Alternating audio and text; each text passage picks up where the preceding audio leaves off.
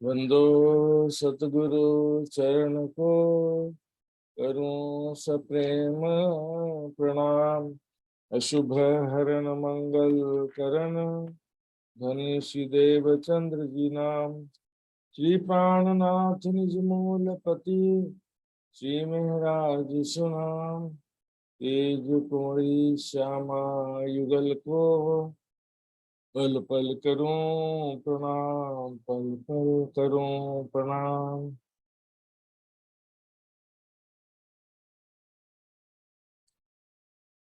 श्री महामत कहे मोमिनो, ए लिखा बीच फुरमाना। मोहर करी दिल आँख पर, और जुबान कान को फरान, और जुबान कान को फरान। बुरहानपुर से आकोट,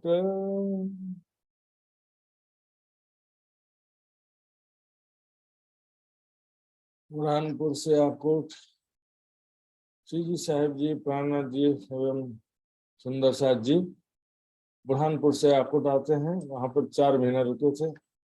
तो बुरहानपुर और आकोट का नक्शा हम दिखने का प्रयास करेंगे सुंदर साथ जी। यहाँ पर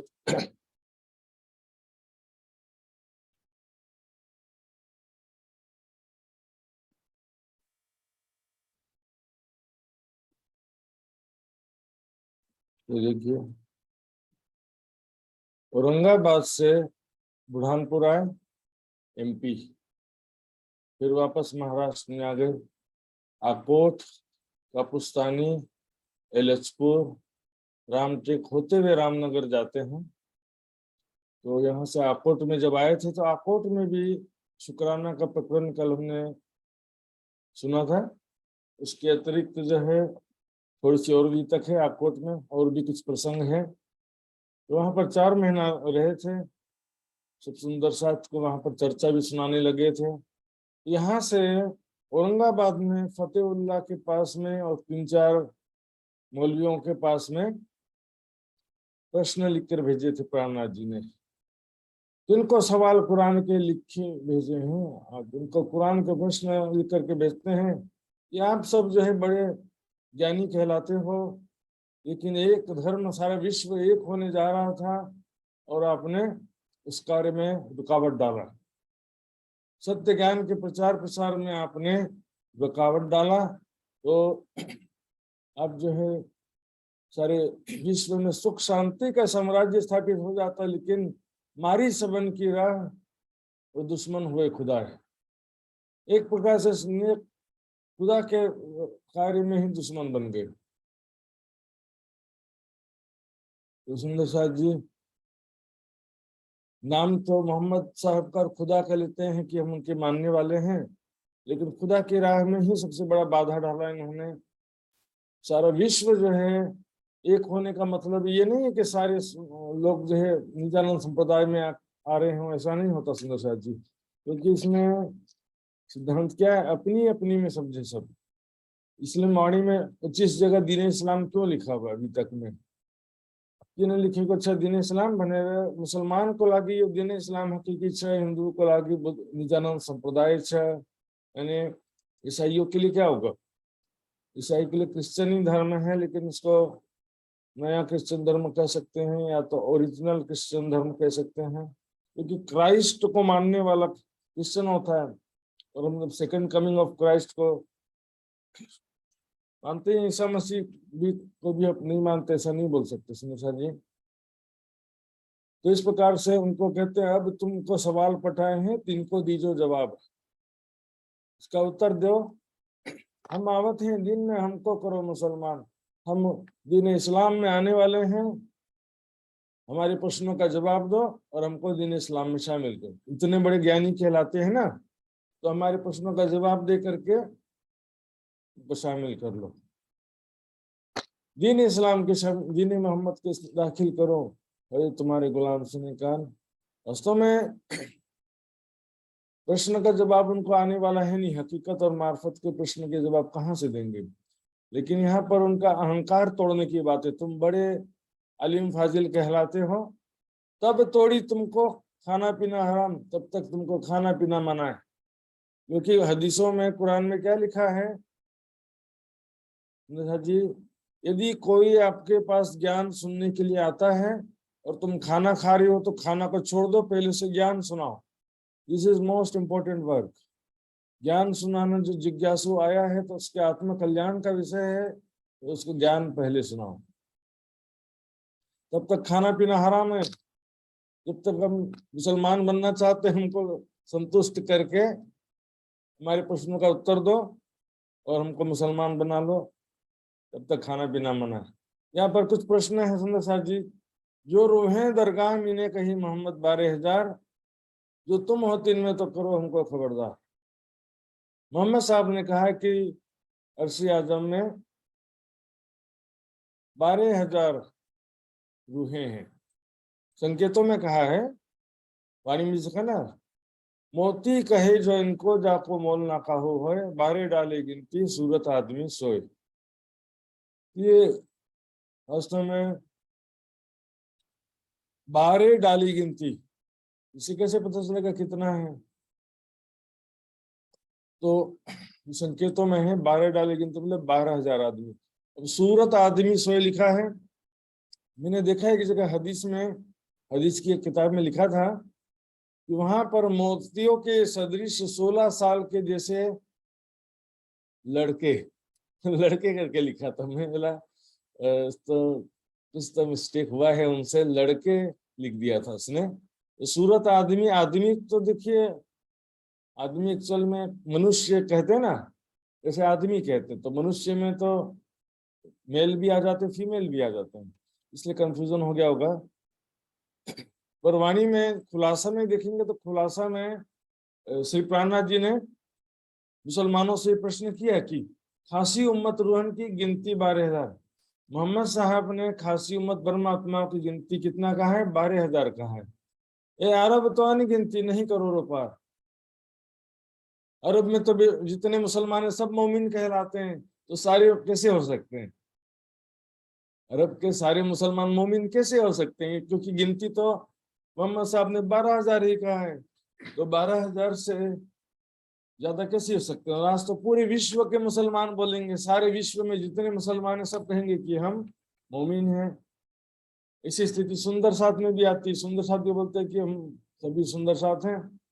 फिर बोलेंगे कि 12,000 जो है परमात्माएं हैं कि अनंत सखियां हैं परम धाम में। तो 12,000 सखियां हैं बोलने से उनको डर लगेगा कि फिर तो हमारा नंबर लगेगा नहीं, हमको नंबर लाख देना। फिर ये क्या करना पड़ेगा? अनंत सखिया बोलेंगे तब वो खुश हो जाएंगे, हाँ अनंत सखिया है तब हमारा नंबर लगेगा। और ये प्रश्न देखिए, जो यहाँ पर मुसलमानों के लिए प्रश्न है, वो हमारे लिए भी प्रश्न है। ये कि अति विशिष्ट मोमिनों की संख्या 12,000 कही गई, तो हम सुंदर साथ भी तो अनंत इतने सारे हो गए ना, लाखों हो गए। तो फिर जो प्रश्न मुसलमानों के लिए किया गया है वो हमारे लिए भी होता है। वास्तव में परम धाम में राज्य के दिल के अनुसार कोई चीज अनंत भी हो सकती है, कोई चीज संख्याबद्ध भी हो सकती है ना। वहां पर जरूरी थोड़ी है कि सभी जो है वहां पर अनंत है। ऐसा नहीं। सखियों के विषय में वाणी में देखेंगे सैकड़ों 12,000 सखियों का शब्द आया है, लेकिन अनंत सखियां एक बार भी नहीं आया। परमधाम में सखियों का निवास क्या है? राजशर्मा जी, और सखियों का निवास मात्र रंग महल है, बाकी स्थान घूमने फिरने के स्थान है। रंग महल में सारे मंदिर हवेलियां हमेशा भरा हुआ है। कोई जरूरी थोड़ी आपके घर में 4 कमरा है तो चारों कमरे क्या हमेशा भरे रहते हैं आपके सारे? अभी देखिए सखियां कहाँ पर बैठी हैं? 5वीं गोल हवेली में बैठी हैं कि पूरे रंग महल के सभी 36 हार हवेली में? और हवेलियों की जो इतनी 231 हवेलियां हैं एक हार में, ऐसे क्या सभी हवेलियों में सखियां बैठी हैं क्या? सुंदर साथ जी, सुरता एके राखिए मोल बिलावा में है श्याम समाजी साथ जी, चलिए भोम बैठे जाए। वहां की प्रजा पशु पक्षी है सुंदर साथ जी। वहां पर पशु पक्षियों को कई बार अनंत कहा गया है। अर्श जिमी में बस्ती कहूँ पाइये नहीं वीरान, दिन में पातशाही पशुमन की और जानवरों की जान। वहाँ पशु पक्षियों की पातशाही कहा गया, वो अनंत है। कहूँ पाइये नहीं वीरान, सभी जगह पशु पक्षी हैं वहां पर। वहां की ऐसा नहीं कह सकते कि हम यहाँ पर बड़ोदरा शहर में अनंत सखियां हैं, बहुत सारे करोड़ों लोग हैं, तो परम धाम में 12,000 कैसे हो सकते हैं? क्योंकि यहाँ बड़ौदा, वहां पर पशु पक्षी वहां की प्रजा है, तो पशु पक्षियों को आप तुलना कर सकते हैं कि बड़ौदा में करोड़ों लोग हैं, ऐसा पशु पक्षी वहां की प्रजा है ना। तो पशु पक्षी उस हिसाब से लाखों करोड़ों कह सकते हो, कहा भी है वाणी में। जिन रूहों का मरतबा लिखा अमित सालों में, तीन मानंद कोई नहीं तुम देव जवाब हो कौन। ध्यान देंगे सुंदर जी। 30वां सिपारा का नाम क्या है? अमित सालून। इसे पहला सिपारा का नाम क्या है? अलिफ लाम मीम। तो 30वां सिपारा का नाम है अम्मा यत्सा अलुन। शुद्ध में क्या होता है? अम्मा यत्सा अलुन होता है। इसके अंतर्गत सूरह कद्र आता है, 97 नंबर का सूरह है। उसमें लिखा है फरिश्ते रूह अपने रब के हुक्म से दुनिया में उतरते हैं। तो यहाँ पर वही कह रहे हैं कि तुम उस अवतरित होने वाली रूहों में हो, तो अपना बताओ कि तुम कौन हो, कहाँ से अवतरित हुए। बीच नसारों के गिरोह में लाहौत का निशान। नसारों कहते हैं ईसाई को। ईसाइयों के गिरोह में परम धाम का निशान है। जो तुम हो तीन में तो कर दो पहचान। ईसाइयों के ग्रंथ बाइबल में परम धाम का निशान है। सुंदर सा जी परम धाम का संकेत वहां पर लिखा हुआ दिखेंगे। इसमें कहते हैं, मैं मसीह में एक मनुष्य को जानता हूँ जो 14 वर्ष में न जाने देह सहित न जाने देह रहित परमेश्वर जानता है, ऐसा मनुष्य तीसरे स्वर्ग तक उठा लिया। तीसरे स्वर्ग तक मतलब यहाँ पर 6 अक्षर अक्षरातीत परम धाम की ही बात है सुंदर सा जी। और ये आगे चल करके स्पष्ट होता है, क्योंकि यहाँ पर शब्द आया है सुप्रीम हेवन। देखेंगे, फिर मैंने नए आकाश नई पृथ्वी को देखा, पहला आकाश पहली पृथ्वी जाती रही थी। फिर मैंने पवित्र नगर नए यरूशलेम को स्वर्ग पर से परमेश्वर के पास से उतरते देखा, जो दुल्हन के समान थी, जो अपने पति के लिए श्रृंगार किए हो। ऐसा नया यरूशलेम करके लिखा हुआ है सुंदर साथ जी। देखेंगे नए यरूशलेम के बारे में और क्या लिखा है। उसकी ज्योति बहुत ही बहुमूल्य पत्थर बिल्लोर के समान यशब के नई सोच थी, परमेश्वर की महिमा उसमें थी। इसकी शहर पनाह की जुड़ाई यशब की थी, और नगर ऐसे चौखे सोने का था, स्वच्छ कांच के समान था वो। उस नगर की नींव हर प्रकार के बहुमूल्य पत्थरों से सवरी हुई थी।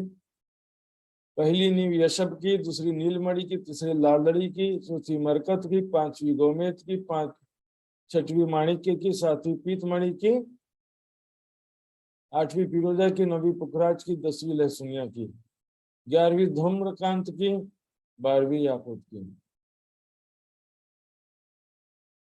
और इस प्रकार से लगभग मूल मिलावे जैसा वर्णन किया गया सुंदर शाह जी।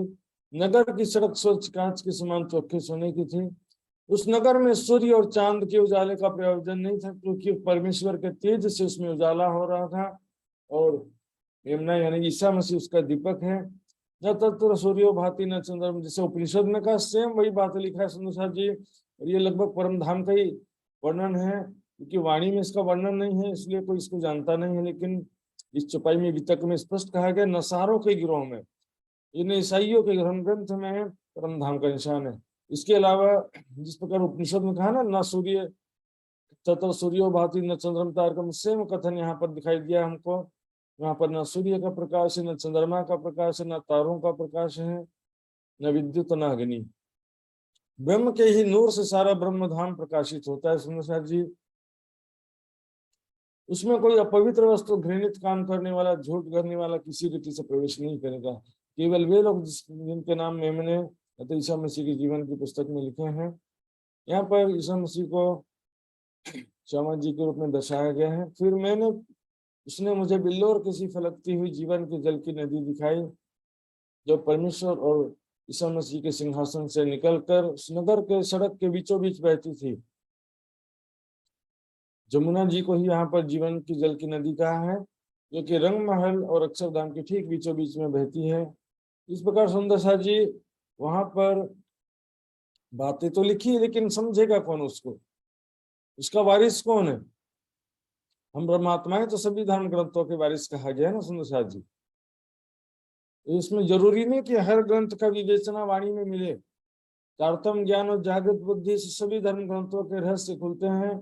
एक एक बात आपको वाणी में लिखा हो ऐसा भी नहीं होता। बहुत सारे ग्रंथ थे जिनका उस समय में भारत में प्रचलन नहीं था, उसका वाणी में विवेचना नहीं आया। कुरान का इतना ज्यादा विवेचना क्यों आया? क्योंकि उस समय भारत में मुगल शासन था और मुसलमानों का संपर्क ज्यादा था, इसलिए उसका ज्यादा वर्णन आया। लेकिन दूसरे ग्रंथों में प्रमाण नहीं है, ऐसा भी नहीं। देखिए क्या लिखा है, ईसाई क्या कहते हैं कि ईसा मसीह और परमेश्वर पर विश्वास रखो, लेकिन भी बिना ज्ञान के विश्वास, न विश्वास सिद्ध होता है न प्रेम सिद्ध होता है। बाइबल में लिखा अनंत जीवन यह है कि तू वे तुझ अद्वैत सच्चे परमेश्वर को, यीशु मसीह को जिसे तूने भेजा है, जाने। जिसको तुम जानते ही नहीं हो बोलते विश्वास करते हो। तो विश्वास कैसे प्रूफ होगा? जिसको जानते नहीं उसके प्रति विश्वास प्रूफ हो सकता नहीं है। सुंदर सर, विश्वास जो है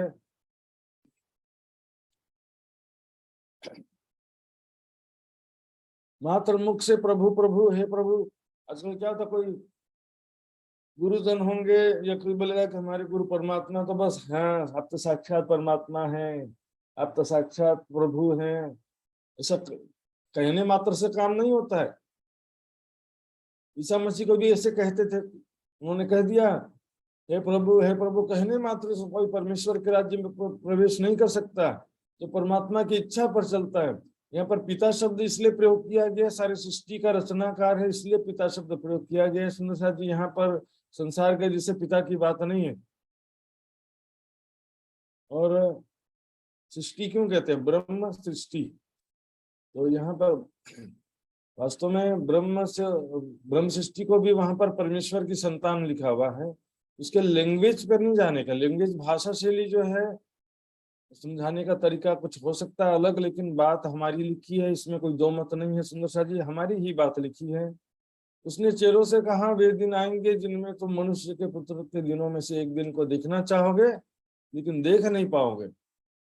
ईसाई जो है आज ये दिन देखना चाहते हैं, इसकी ईसा मसीह का दोबारा आगमन को देखना चाहते हैं, अर्थात तो शक्ति के दोबारा आने के विषय में देखना चाहते हैं, लेकिन वो उनको सेकंड कमिंग ऑफ क्राइस्ट प्राणनाथ जी की पहचान नहीं होती है। ईसा मसीह ने खुद ही कहा था उनको कि मैं तुमसे और भी बहुत सी बातें कहना चाहता हूँ, लेकिन अभी तुम उसे सहन नहीं कर सकते हो। इसलिए जब दोबारा आएंगे तब वो सारे रहस्य खोलेंगे। परमेश्वर के राज्य का अधिकार चाबी उनके पास में, अर्थात क्या है? परमेश्वर के राज्य का चाबी क्या है? ये ब्रह्म ज्ञान ही परमेश्वर के राज्य का चाबी है। जैसे मोहम्मद के हाथ में शिफायत का अधिकार होगा लिखा है ना, ऐसे ईसा मसीह के हाथ में सारा अधिकार होगा लिखा है बाइबल में। ईसा अल्लाह आवश्यक है किताब फिरंगान किल्ली भीस्त जो है आई पे, भीस्त का चाबी इन्हें परमेश्वर के राज्य का अधिकार चाबी उनके पास होगा। तो चाबी क्या है? ये ब्रह्म ज्ञान ही उसकी चाबी है। ईसाई लोगों का आप भजन सुनेंगे कभी कभी, उसमें मैंने सुना काफी भावनात्मक था उसमें भी, और वो ईसा मसीह हमको कब लेने आएंगे ऐसा इंतजार कर रहे हैं, इस तरह का भजन था। ईसा मसीह हमें लेने को लागे पहले हमने हमसे, इस तरह मूसा जी वो तो इंतजार कर रहे हैं, लेकिन पहचान नहीं होने के कारण से रामनाथ जी को स्वरूप में आए हुए सेकंड कमिंग ऑफ क्राइस्ट को पहचान नहीं पा रहे हैं। तो जो लिखी सिफत यहूदन की 20 अल्लाह कलाम प्रश्न लिख रहे हैं। औरंगाबाद में फतेह मोहम्मद को प्रश्न लिखते हैं कि कुरान में लिखा है कि यहूदियों में अर्थात हिंदुओं के बीच में आखिरत में मोहम्मद पातशाही करेंगे। सारी दुनिया में मोहम्मद की पातशाही होगी, यहूदियों में मोहम्मद की बादशाहत होगी। यदि तुम उनमें हो तो इसका जवाब दो। उसमें सारी देखिए, मैं बार बार ये समझाता हूँ, कुरान के हिसाब से मोहम्मद साहब की महिमा सारी लिखी है, और वाणी में हम देखें इमाम मेहदी की महिमा बहुत उतनी नहीं लिखी है जितनी मोहम्मद साहब की। इमाम Mahdi just like a follower of Muhammad, और वो कोई नया ज्ञान लाएंगे या नया तरीका आएंगे ऐसा नहीं लिखा उसमें। केवल मुसलमानों की रक्षा करेंगे, उनको इमामत करेंगे अर्थात नमाज पढ़ाएंगे, लेकिन अरसे आजम का नमाज पढ़ाएंगे, ये बात हम जानते हैं तारतम ज्ञान से। और मोहम्मद साहब भी शिफायत करेंगे, दोजख से छुटकारा दिलाएंगे। तो मोहम्मद की हकी सूरत कहने से या मोहम्मद साहब के हकी सूरत के रूप में पुनः आगमन हुआ है ऐसा कहने से वो सारी महिमा महामती जी पर आरोपित होती है। लेकिन वो अलग है, ये अलग है कहने से कोई भी लाभ नहीं होने वाला। बोलेंगे तुम्हारा जब अलग है तो फिर हम आपके चरणों में क्यों आए, फिर आपके पास में क्यों आए? जब वो अलग है तो हमको, हमारी श्रद्धा तो उसके प्रति है ना। जो कृष्ण के अंदर जो शक्ति आई वो यहाँ पर बुद्ध निष्कलंक स्वरूप में आई, उसी तरह से मोहम्मद साहब के अंदर जो शक्ति थी वो यहाँ पर हकी सूरत इमाम मेहदी के रूप में आई। लेकिन इसको ऐसा कहना कि वो अलग है, उसने तो क्या है, वो तो बस बैठा हुआ है चुपचाप। जी कल परसों चर्चा में सुना था कि शांति से बैठे रहने के लिए आने की बात नहीं है उनका। वो तो सुंदर साहब जी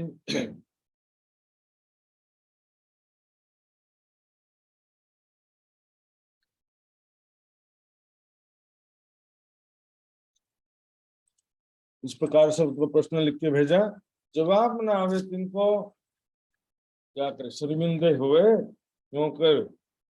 तो इस प्रकार से तो वहां पर प्रश्न लिखते हैं। काजी हिदायतुल्लाह के पास में प्रश्न लिखा था, एक अमानत खा दीवान पर और एक बहादुर खान पर। इस प्रकार से इन सबको चिट्ठी लिखे थे। आकोट में जब थे तब वहां पर अव्वल खान भी बहुत ज्यादा बेचैन हो गए, दुखी हो गए। ये पहले उदयपुर से आप को छोड़ के चले गए, अब यहाँ औरंगाबाद में आए तो यहाँ से भी प्राणनाथ जी को जाना पड़ा हमको छोड़कर। तो वो जो है भाग करके आ जाते हैं, मैं प्राणनाथ जी के चरणों के बिना नहीं रह सकता, हदीस है बुज्जमा के बिना मैं रह नहीं सकता, माया में रह न सके, माया में नहीं जाको हक पहचान। इसको धन धनी की पहचान हो जाती है, इसके हृदय में बहुत ज्यादा वैराग्य हो जाता है, तो फिर उसको संसार में घर पे माया में रहना संभव नहीं होता। सुंदर साहब जी तो प्राणनाथ जी ने उसको बहुत समझाया, देखो अभी आप जो है घर पर रहते हुए निष्काम कर्म योग का सिद्धांत से आगे चलो। तरीकत मतलब निष्काम कर्म योग, कर्तव्य कर्म तो करनो पड़શે नहीं, नौकरी के लागे काम पर नहीं करना पड़શે, तर निष्काम कर्म योग के છે आसक्ति रहित कर्म और कामना रहित कर्म। हम अपने परिवार का पालन पोषण कर्तव्य भाव से करें, आसक्ति से युक्त होकर ना करें, क्योंकि सब एक दिन बिछड़ जाने वाले हैं। इसी तरह से पैसा के प्रति भी, धन के प्रति भी आसक्ति ना रखें। बाद में जब इस तरह से रहोगे तो दुनिया तुमको, माया का प्रभाव नहीं पड़ेगा तुम्हारे अंदर। जब हमें एक ठाम स्थायी ठिकाना हो जाएगा तब हम तुमको बुला लेंगे। तुम दुखी मत हो, तुम तो हमारी परम धाम की आत्मा हो, सच्चे सूरधीर हो। कुछ दिन अपने भाइयों के साथ में रहो, तुम तो धाम धनी के चरणों में परम धाम में विराजमान हो, मूल मिलावे में निज वतन जो धाम। इस प्रकार यहाँ आकोट का एक चौधरी था, उसने भी यहाँ पर लौकिक गुरु के रूप में प्राणनाथ जी का थोड़ा सेवा किया, उनके चरणों में आके प्रणाम करता है। यहाँ पर एक ब्राह्मण की घटना होती है। सुखदेव नाम का एक ब्राह्मण था, वो प्राणनाथ जी की चर्चा सुनने को आता है। बराड़ परगने के हकीम का गुमाश्ता था, हकीम का पियून था वो। बराड़ परगना मतलब तहसील, बराड़ तहसील के हकीम का वो पियून था, सेवक था। जो कबीर जी के साखी से उसको चर्चा सुनाते हैं प्राणनाथ जी, इसी से इतना दिल में चोट लग जाता है और उसको हकीकत का द्वार खुल जाता है। यानी कि अक्षर अक्षरातीत की पहचान तो हो जाती है, लेकिन इसकी शुद्ध क्या देखिए, देखने की दृष्टि क्या होती है। देखिए हम में से कोई कहेगा कि मैं अक्षर ब्रह्म को मानता हूं, ऐसा कोई नहीं कहेगा। हमारे जितने भी सुंदर साथ कोई कोई भी नहीं कहेगा कि हम अक्षर ब्रह्म को मानते, सब कहेंगे कि राज जी को मानते हैं। लेकिन फिर भी कुछ लोग अक्षर ब्रह्म को मानते हैं। कैसे? राज्य को जो सत्ता रूप में देखते हैं तो समझो कि अक्षर ब्रह्म को मानते हैं। क्योंकि देखिए राजा तो वही है, उसको रानी देख रही है तो रानी की दृष्टि अलग है, मंत्री सेनापति भी राजा को देख रहे हैं, उनकी दृष्टि अलग है। प्रजा भी राजा को देख रही है, उसकी दृष्टि अलग है। तो प्रजा और मंत्री सेनापति किस भाव से देख रहे हैं? सत्ता के भाव से, हमारा राजा। लेकिन रानी किस भाव से देख रही है? ये मेरा पति है, मुझसे कितना प्यार करता है। तो इस तरह से वो उनकी दृष्टि में अंतर होता है। इसलिए क्या कि राज्य को कौन किस दृष्टि से देख रहा है, इस पे डिपेंड करता है। यहाँ पर बात तो राज्य की थी, लेकिन इसने सत्ता के भाव से देखा उसको। नजर पहुंची बका में, इसकी दृष्टि अक्षरधाम में अटक जाती। दिखेंगे इसमें शादी छुपाई गई। चित्त उनका लगा मूल अक्षर के ठोर। तो मूल अक्षर के ठोर पर इसका चित्त लग जाता है, अर्थात अक्षरधाम, क्योंकि मूल अक्षर शब्द आया, इसलिए बेहद मंडल भी नहीं बोल सकते। तो वहां पर उसकी दृष्टि लग जाती है और मुख से बस एक ही शब्द निकलता, हुआ सब तुम ही से। तो भाई ध्यान से सुनिए सुंदर साहब जी, यहाँ पर ऐसा नहीं, कोई लोग अर्थ ऐसा अर्थ करते, तू ही तू, तेरे सिवा कोई नहीं है, इस तो अर्थ घर्षण। ऐसा नहीं है, यहाँ कहाँ लिखा हुआ सब तुम ही से, तेरे सिवा कोई नहीं है, ऐसा वाणी में कोई छुपाई है तो बता दो। राज्य के सिवा कोई नहीं रहता है मार्फत में, ऐसा कहीं लिखा है तो बता दो। सूफियों वाला सिद्धांत यहाँ घुसा देते हैं, वाणी मंथन नहीं करते हैं, सोचते रहते हैं। सूफियों वाला सिद्धांत यहाँ में लगा देते हैं सुंदर साथ, सूफी संत वाला सिद्धांत। सूफी लोग क्या बोलते हैं? एक वेदांत दर्शन और सूफी संत में एक जैसी मान्यता है। एक अनादि तत्व, मात्र ब्रह्म के सिवा कुछ भी अनादि तत्व नहीं है। मैं भी ब्रह्म, तो भी ब्रह्म, उसी ब्रह्म में विलीन हो जाना है, क्योंकि अब ब्रह्म के ही अंश हैं, सबके अंदर खुदा का नूर है, अनलहक। सिद्धांत एक जैसा है। उन लोग कहते हैं कि तू ही तू, तेरे सिवा कोई नहीं है, तुझके अंदर में समाहित हो जाऊं, लीन हो जाऊं। अपना वाणी का सिद्धांत ऐसा नहीं, हमको तो अपने परात्म स्वरूप में जागने की बात कही जाती है, राज्य के साथ प्रेम में आनंद में लीलाओं करने की बात है सुंदर साथ जी। जो मूल स्वरूप है अपने जाको कहिए परात्म, सो परात्म को लेके विलसीय संघर्षम। परात्म स्वरूप में स्वयं को देखते हुए हमदनी के साथ लीला विहार करना है। अपने अस्तित्व को समाप्त करते तो जीव सृष्टि समाप्त करते। हुआ सब तुम ही से, अतः जो कुछ हुआ है, जो कुछ हो रहा है, सब करने कराने वाले आप ही हैं। आप ही ने से सृष्टि की रचना हुई है। इसे प्राणनाथ जी के प्रति वो कहता, कहत कहलाओ तुम, करत कराव तुम, हुआ है होशी तुमसे फल खुदाइलम। सब राज्य महाराज करने कराने वाले हैं। इस भाव से, सत्तावाचक भाव से वो देखते हैं। घरों जाए पीछे फिरे, जो तानाकोरी के जो टेक्सटाइल का मशीन होता है ना, कपड़ा बनाने वाला मशीन, कभी देखे होंगे। उसमें क्या होता है, मशीन जो होता है ना, खट खट खट आता जाता, मशीन का जो उसमें जो करधा बोलते हैं, तो वो क्या होता है, इधर जाता है फिर इधर आता जाता, खट खट खट खट। कपड़ा बनाने में क्या, कपड़ा को वो अंदर पे धक्का मारता है, फिर ऐसा चलता है। तो इसी प्रकार से ये ब्राह्मण जो था सुखदेव जी, प्राणनाथ जी के पास आते हैं, फिर घर जाते हैं, फिर प्राणनाथ जी के पास आते हैं, फिर घर जाते हैं। लगातार दिन भर जाना आना जाना आना, सुध ही नहीं रहता उनको। जो बात कहे उनको तो कहे तुम, जो कोई उससे बात कहता है तो प्राणनाथ जी को क्या कहते हैं कि तुम ही तुम, बस तुम ही सब कुछ करने कराने वाले हो, तुमने ही सब कुछ किया है। यहाँ पर ऐसा नहीं कर रहे, लेकिन नीचे क्या लिखा, और न मुंह से कहा, तुम पे आए हम, मैं तुम्हारी शरण में आया हूँ। यहाँ पर ऐसा नहीं करे कि तुम्हारे सिवा किसी का अस्तित्व नहीं है, ऐसा अर्थ नहीं है सुंदर साथी। ये लोग अपने मन से गलत अर्थ प्रतीत करते हैं। देखिए, तू बोलने में भी क्या होता है, मैं हूं ऐसा रहता ही है। मैं हूं तब तो तू कह रहा है ना, मैं हूं तब तो मैं तू कह रहा हूं ना। यदि मैं नहीं होता तो तू कहने वाला कौन होता? आप खाना खाइए, तभी तो मैं, जब मैं हूं तब तो कह रहा हूं। इसलिए तू कहने पर भी ऐसा नहीं होता है कि राज्य के सिवा कोई नहीं, तू में भी मैं होता है, तभी तू है। जो चर्चा कर समझाइए तो बोलना से वो कोई शब्द निकलता नहीं है, चित्त उसका लगा मूल अक्षर कठोर। एक दिन सुबह सुबह सुंदर साथ जी सब प्राणनाथ जी नदी के किनारे दातुन कर रहे थे, नित्य क्रिया के लिए आए थे, स्नान वगैरह के लिए। तो वहां पर ब्राह्मण आ गया, प्राणनाथ जी को खोजते खोजते वहां पहुंच गया। प्राणनाथ जी दिख नहीं रहे हैं। फिर देखा अचानक कि नदी के उस पार, वो नदी के इस पार था और प्राणनाथ जी नदी के उस पार थे।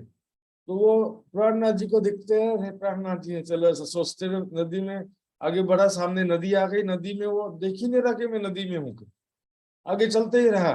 बाद में नदी में डूबने लगा और उसका पगड़ी जो था वो गिरी, पाग उतर उनसे, पानी में पगड़ी तैरने लगा और पानी में वो डूबने लगा। तब सुंदर सांप दौड़ करके आते हैं और उसको नदी से बाहर निकालते हैं, तो उसको कपड़ा सुखा करके पहना भी दिया। बाद में उससे पूछा खाना खाया कि नहीं खाया, तो बोलता मैं जानत नहीं कछुए, मुझे कुछ ठीक से याद नहीं है, शायद 2-3 दिन से खाया नहीं, ऐसा कुछ लोगों ने बताया। तो इस बाद में उसको जो है भाई, उसके भाई को बुलाकर डोली में बिठा करके, पालकी में बिठाकर घर भिजवा देते हैं। इस प्रकार जितना अंकुर था उतना सुख लिया इसने। ज्यादा देखिए, ब्रह्म सृष्टि के सिवा ज्यादा इसका संभव ही नहीं है। ब्रह्म सृष्टि के लिए भी जब कहा जाता है कि संजय में पिलाव ही, पूरी मस्ती ना हुक्म दे भी, तो सुंदर शाह जी राज्य में ये ब्रह्म ज्ञान परम धाम का अनुभव जीव सृष्टि के लिए बड़ा कठिन हो जाता है समझना, उनको सहन करना, परम धाम का सुख का सहन करना ही कठिन है। वहां पर 10-5 दिन रह के एलचपुर आते हैं।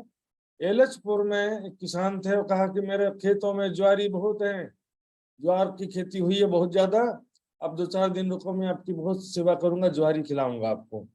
तो वहां से चल करके 3-4 दिन रुकते हैं, फिर वहां से चल के आगे चलते हैं। रास्ते में कई मंजिल होते हुए रामनगर पहुंच जाते हैं। रास्ते में यात्रा के कैसे करते थे वो बता रहे हैं। प्राणनाथ जी के लिए एक अच्छी नस्ल का सफेद रंग का घोड़ा था, इसको समत घोड़ा बोलते हैं, और वो घोड़े पर सवार होकर के प्राणनाथ जी यात्रा करते थे। और सब साथ में मोमिनों का लश्कर, सुंदर साथ सब पैदल चलते थे। मांगत टूका चल ही झोरी भर लिया, भिक्षा मांगते हुए चलते थे। जो भोजन है रेडीमेड तैयार भोजन, रोटी चावल ऐसा हो सकता है, उसको तैयार भोजन जो है भिक्षा में मांगते थे। और सब यहाँ पर प्राणनाथ जी को आरोगा करके सब सुंदर साथ को भी बांट देते थे सुंदर साथ जी। सब साज फकीरी का शोभित सब सनंद, इस प्रकार से सब फकीरी यहाँ पर विरागी वेशभूषा भी थी। और जो भी जैसे गोदड़ी है, थैली के जो सामान है, माला, सुमरनी, छड़ी, मुतका और तुम्बा आदि, कद्दू का जो लोटा होता है, आदि सारी चीजें जो है सुंदर साहब जी, ये सारी चीजें फकीरी वैरागी भेष के अनुसार होती है। रामनगर आए पहुंचे, रहे केतकी पर, केतकी नदी के किनारे डेरा डालते। नदी के किनारे क्यों डेरा डालते थे? क्योंकि नदी के किनारे रहने से बहुत सुविधा होती है, पानी की सुविधा। तो नदी के किनारे ही अपना, गणेश महंत के आश्रम के ठीक सामने आश्रम बनाते हैं। पहले आए छतई मिले अपने कबीले से, में सबसे पहले छतई भाई आते हैं। इस प्रकार से कुछ सुंदर साथ का यहाँ पर नाम आता है। कौन कौन से सुंदर साथ जागृत हुए थे उन सबका नाम देखेंगे। जगन्नाथ जात मन की सब जयंती है इसमें। मूसे खान पठान, रंचो बढ़ई, जयंती काका, मुरलीधर, इस पन्ना जी में भी इनका नाम आता है। दौलत खान पठान, शेख खिजर अभी रामनगर में जागृत होते हैं, इनका नाम पहले आ गया। अब्दुल रहमान, भिखारी दास, रघुनाथ, ये सब रामनगर की मजल में सब सुंदर सा जागृत होते हैं। सुंदर सा ये नाम मैंने छोड़ दिया है। आइए अब रामनगर जब पहुंचते हैं तब का प्रसंग देखते हैं। रामनगर की भी तक शुरू होती है। अब ये बात हरि सिंह सुनी, करने आया दीदार। यहाँ पर हरि सिंह नाम के एक राजपूत थे और छत्री थे। उन्होंने जब सुना कि हमारे नगर में ब्रह्ममुनियों का, विरागियों का बड़ा समूह आया है, तो वो आते हैं। इसलिए आते हैं, देखेंगे सुंदर शाह जी। आज तक क्या होता है, आजकल लोग क्या करते हैं, बोले बहुत बड़ी संत महात्मा है, अच्छा चलो मनोकामना मुझसे मांगेंगे। संत महात्मा लोग उस मनोकामना पूर्ति के लिए बैठे हुए ऐसा लगता है। सब लोग पहुंच जाते हैं, हमारी इच्छा पूरी कर दो, दुख दूर कर दो। लेकिन वास्तविकता सुंदर साहब जी, मांगना चाहिए क्या? ब्रह्म ज्ञान, जिसे हमारा आत्मा कल्याण हो, ऐसी चीजें मांगना चाहिए। ऐसे संत महात्मा थी, ये संसारिक चीजों में सार होता तो संत महात्मा क्यों बने, वैरागी क्यों, सन्यासी क्यों बने थे? यही सब चीजें नुकसानदायक चीजें हैं, इसको छोड़ते तो वो सन्यासी बने और हम उनसे संसारिक चीजें मांगते रहते हैं। हरि सिंह वैसे ही करते हैं, भोजन के लिए न्योता देते हैं, अच्छे से बहुत टॉप क्वालिटी का अरेंजमेंट किया, भोजन का व्यवस्था किया, मेरे घर पधारो, में सेवा करना चाहता हूँ करके। बड़ी बैठक किया, वहां पर बैठने के लिए अच्छी बड़ी जगह की व्यवस्था किया और स्वयं धोती पहन करके परोसनी की सेवा करने लगा। प्राणनाथ जी को अच्छा ऊंचा आसन में बैठा करके उनके लिए ऊपर से पंखा भी हिलाता है, ऊपर ढोले हुए ऊपरा ऊपर प्रिस ही मेवा मिठाई पकवान पुनः पुनः परोसते हैं। लास्ट में पानों का बीड़ा भी देते हैं। फिर एकांत में ले गए प्राणनाथ जी का, ये जरा ऊपर बैठते हैं करके ऊपर ले गए और कहते हैं मैं तो तुम्हारा दास हूँ, आपके चरणों में आया हूँ, माया से मैं दुखी हो गया हूँ, कृपया करके कुछ ऐसा करो कि माया मेरे सामने नतमस्तक हो जाए, अर्थात मेरे जीवन में कोई दुख ना है, मैं जैसा चाहूँ वैसा हो, हर प्रकार की खुशियां मेरे जीवन में आ जाए। सुंदर सा जी सारा मेहनत किया लेकिन उसके बदले में मांगा क्या? संसार।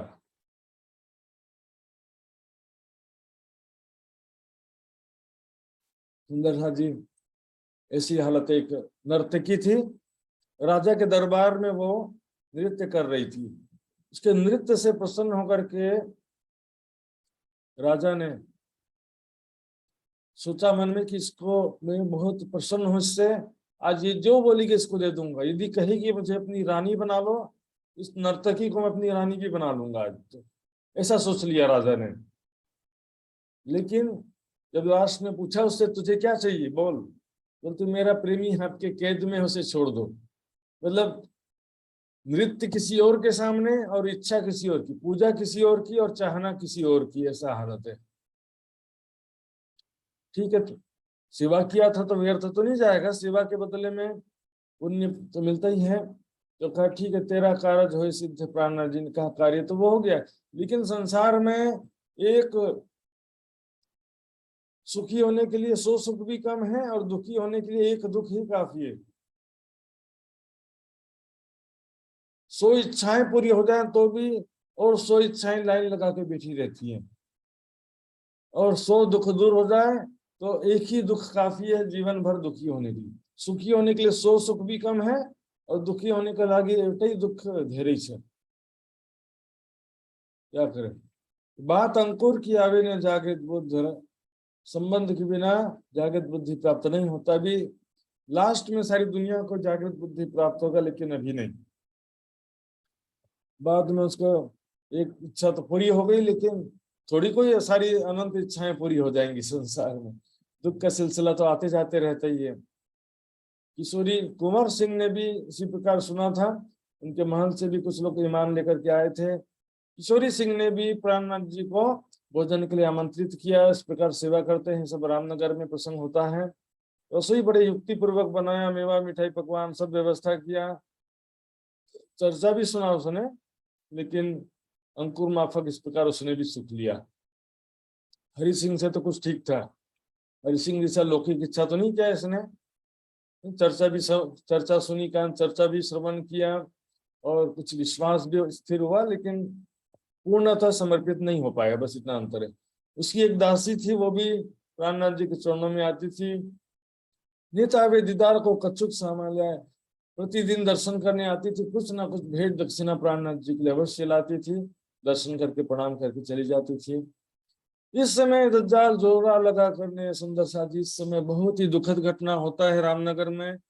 एक एक करके महामारी की वजह से बहुत सारे सुंदर साथ का धाम गमन होने लगता है। यहाँ पर मिर्गी की बीमारी फैल जाती है, संक्रामक बीमारी है, और ये साथियों का चलना होता है। यहाँ पर सुंदर साथ जी जो धाम धनी के चरणों में समर्पित हो गए थे और यहाँ पर जिनका धाम गमन हो गया उनके नाम यहाँ पर आते हैं।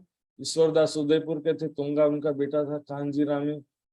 तो हमसे महत्वपूर्ण देखिए यहाँ पर कुछ मुख्य नाम है। चिंतामणि, जिसका दूसरा नाम था श्यामलदास, ठट्टे नगर के कबीर पंथ के आचार्य चिंतामणि जी थे। यहाँ पर मिर्गी की बीमारी से उनका भी धाम गमन हो गया। निर्मल दास जी जो कि सूरत के मुहाजिर कहा जाता है, सूरत से सब कुछ छोड़ के प्राणनाथ जी के साथ चले थे, निर्मल दास जी का भी यहाँ धाम गमन हो गया। इस प्रकार से मलुक चंद भाई का भी विशेष रूप से नाम आता है, इनका भी यहाँ पर धाम गमन होता है। बनारसी दास जो दिल्ली के सुंदर साथ थे, उनकी पत्नी लाड कुंवर की भी यहाँ पर, लाड कुंवरी का भी धाम गमन हो जाता है। और लाल दास जी और लाल बाई की बेटी श्याम बाई, श्याम बाई की का भी धाम गमन इससे पहले थोड़ा पहले ही हो गया था गढ़े में। उनका धाम गमन हो गया था। सुंदर साथ जी, इस तरह से यहाँ पर बहुत दुखद घटना होती है। बहुत सारे सुंदर साथ जी का धाम गमन हो गया। एक को जो है स्मशान घाट वहां अंतिम संस्कार करके आते थे, उतने में दूसरा तैयार रहता था। दोनों दूसरा रहने ना पावे, दूसरे का धाम गमन हो चुका होता था, जाते थे अंतिम संस्कार के आते थे, फिर दूसरा को फिर पहुंचाना पड़ता था। ऐसा हालत हो गया था। फिर दबा हुक्म से राज्य ने अपने हुक्म से रोका, क्योंकि ज्यादा देखिए प्रकृति के कार्य में ज्यादा इंटरफेयर नहीं कर सकते, इसलिए थोड़े दिन तक चला, लेकिन बाद में राज्य ने रोका इसको हुक्म से। बहुत हो गया। तो सुंदर साहब बहुत घबरा गए थे इस समय में। हमने देखा कोरोना की दूसरी लहर में हालत कुछ मिलता जुलता हमको भी दिखाया राज्य ने। कोरोना के सेकेंड वेव में इंडिया में हर दिन ऐसा समाचार आता था, किसी सुंदर साथ का यहाँ धाम गमन हो गया, कहीं वहां धाम गमन हो गया है, ऐसा खबर हर दिन आने लग गया था। संक्षिप्त रूप हमने भी यहाँ पर देखा। इन समय सुल्तान का हुआ हुक्म पुरदिल खान, इस समय औरंगजेब बादशाह का आदेश आता उसके सिपह सलार पुरदिल खान पर कि रामनगर में एक बैरागी रहते हैं, तुम करियो उनकी पहचान, उसके बारे में पता करो कौन है, कहाँ से आए हैं, इनका मतलब कौन, इनका क्या उद्देश्य है, पता करो। सुंदर साथ जी विचार करिए, यदि औरंगजेब श्री जी से मिला होता, ज्ञान चर्चा सुना होता, उनको इमाम मेहदी के रूप में स्वीकार किया होता, तो कभी ऐसा प्रश्न कर सकता था ये कौन है, कहाँ से आए हैं, पता करो? क्या उनको मालूम नहीं होता यदि मिला होता तो? और सुंदर साथ जी भले यदि ऐसा भी हो कि शरीयत छोड़ने में असमर्थ हूं, ऐसा कहा होगा उसने, लेकिन ये बात भी बात की इमाम मेहदी माना होगा तब तो शरीयत छोड़ने या न छोड़ने की बात आई होगी ना, कि आप शरीयत के अनुसार चलो, ऐसा कहा है। यदि यदि इफ यदि ऐसा कहा है तो, लेकिन उससे पहले इमाम मेहदी के रूप में तो मानना होगा, पहचान किया होगा, तब तो छोड़ने की बात कहा होगा। उससे पहले प्राणनाथ जी से ज्ञान वार्ता सुना होगा, और उससे भी पहले सुंदर 12 सुंदर साथ से ज्ञान वार्ता सुना होता, तब तो यह सब पॉसिबल हुआ होता। लेकिन वितक के अनुसार सुंदर साथ से ही उसने ज्ञान वार्ता नहीं सुन पाया, ज्ञान वार्ता करने से पहले ही कोतवाल के हवाले कर दिया सुंदर साथ जी। वो बोले कि श्री जी को पकड़कर ज्ञान प्राप्त करना चाहता था। या जबरदस्ती पकड़कर कोई ज्ञान प्राप्त करता है सुंदर साथ जी? विचार करने का, जबरदस्ती पकड़ के ज्ञान प्राप्ति नहीं होता सुंदर साथ जी। ज्ञान प्राप्त करना था तो 12 मोमिन तो दिल्ली में कितने महीने तक थे, उनसे क्यों नहीं ज्ञान प्राप्त किया? विचार करने की बात है सुंदर साथ जी। ये सारा जो है प्रसंग जो है सुंदर साथ जी, वास्तव में आगे पीछे का मैचिंग कोई दिखता नहीं है, और कहीं का ईट कहीं का रोड़ा, भानुमति ने कुंबा जोड़ा वाला हालत। कुछ वृतांत मुक्तावली से लिया, कुछ वितक से लिया, कुछ अपने मन से जोड़ दिया। वृतांत मुक्तावली यदि मानते तो पूरा वृतांत मुक्तावली का मानना चाहिए ना, फिर पूरा का पूरा। कि भी लाल और निर्मल दास से भी ज्ञान वार्ता हो गई औरंगजेब की, फिर 12 मोमिन गई उनसे भी ज्ञान वार्ता हो गई, और कसाला और प्रताड़ना का कोई प्रसंग हुआ ही नहीं है। छोटी पड़ी पत्री झूठी है, शिव जी गुस्से हुए वाला भी तक भी झूठा है, लालदास जी की भी तक में झूठी बात लिखा है, ऐसा कहना चाहिए। आधी बात वहां कर लिया, आधी बात यहाँ कर लिया। मन गढ़ंत थे अपना गलती को छिपाने के लिए, फिर क्या कहेंगे कि वो हकीकत और मार्फत का इल्म उसके लिए महत्व नहीं था, शरीयत को छोड़ने को तैयार नहीं था। कहाँ लिखा है? वेदांत मुक्तावली में भी ऐसा नहीं लिखा है। पूरी तरह मन गढ़ंत बात है। यदि हकीकत मार्फत के इल्म की महत्ता नहीं तो फिर श्री जी को पकड़ के कौन सा ज्ञान प्राप्त करना चाहता था वो? अभी तक में आगे कह देते हैं, हमको तो यही चाह जो हमको याद करे, कोई हमको पहुंचाए। यदि श्री जी औरंगजेब से ऑलरेडी एक बार मिल चुके हैं, उसको समझाने का प्रयास कर चुके हैं, तो फिर क्यों कहते हैं कि हमको वो कोई, हमको तो यही चाहना है कि कोई औरंगजेब से हमको मिलवाए, क्योंकि हम तो उनसे बातचीत करने का इतना प्रयास कर करके हार गए, नहीं मिल सके। इतना इंपॉर्टेंट प्रसंग औरंगजेब से श्री जी मिले होते तो वितक में, मूल वितक में नहीं लिखा होता। सुंदर साथ जी विचार करो, इतना इंपॉर्टेंट प्रसंग है, पूरे शुरू से आखिर तक बदलने का तो सवाल ही नहीं है, लेकिन मिलने का भी कोई प्रश्न नहीं उठता सुंदर साथ जी, क्योंकि 12 मोमिन से ही ज्ञान वार्ता नहीं हुआ, ज्ञान वार्ता के बिना पहचान कैसे होगा, मिलन कैसे होगा? और बिना इमाम मेहदी पहचाने थोड़ी मिलन कर लेगा वो। इमाम मेहदी के रूप में पहचाना होगा तभी मिलने की बात आती है। इमाम मेहदी के रूप में नहीं पहचाना है तो मिलने की बात ही नहीं आती। सुंदर साथ से ही ज्ञान वार्ता की उम्मीद छोड़ दिया, सुंदर साथ से ही मिलने की उम्मीद छोड़ दिया, तो फिर किसने मिलाया? तब उसने जो है अपना उर्दिल खान ने भी क्या किया, अपना जो उसके नीचे का जो उप सेनापति थे शेख खिजर, शेख खिजर को वो भेज देता है। शेख खिजर औरंगजेब के प्रतिनिधि के रूप में दहाड़ता हुआ आता है, अपने दूत को पुकार भेजता है कि हे रामनगर के राजा, उन बैरागियों को मेरे हवाले कर दो, नहीं तो मुहिम है तुम पर, यदि उससे तुम प्रोटेक्ट करोगे, रक्षा करोगे, तो उससे लड़ने के लिए तुम तैयार हो जाओ, मुझसे लड़ने के लिए तैयार हो जाओ, ये तुम बैरागियों को पकड़ के हमारे हवाले कर दो, औरंगजेब के बादशाह के हुक्म से मैं आ रहा हूँ।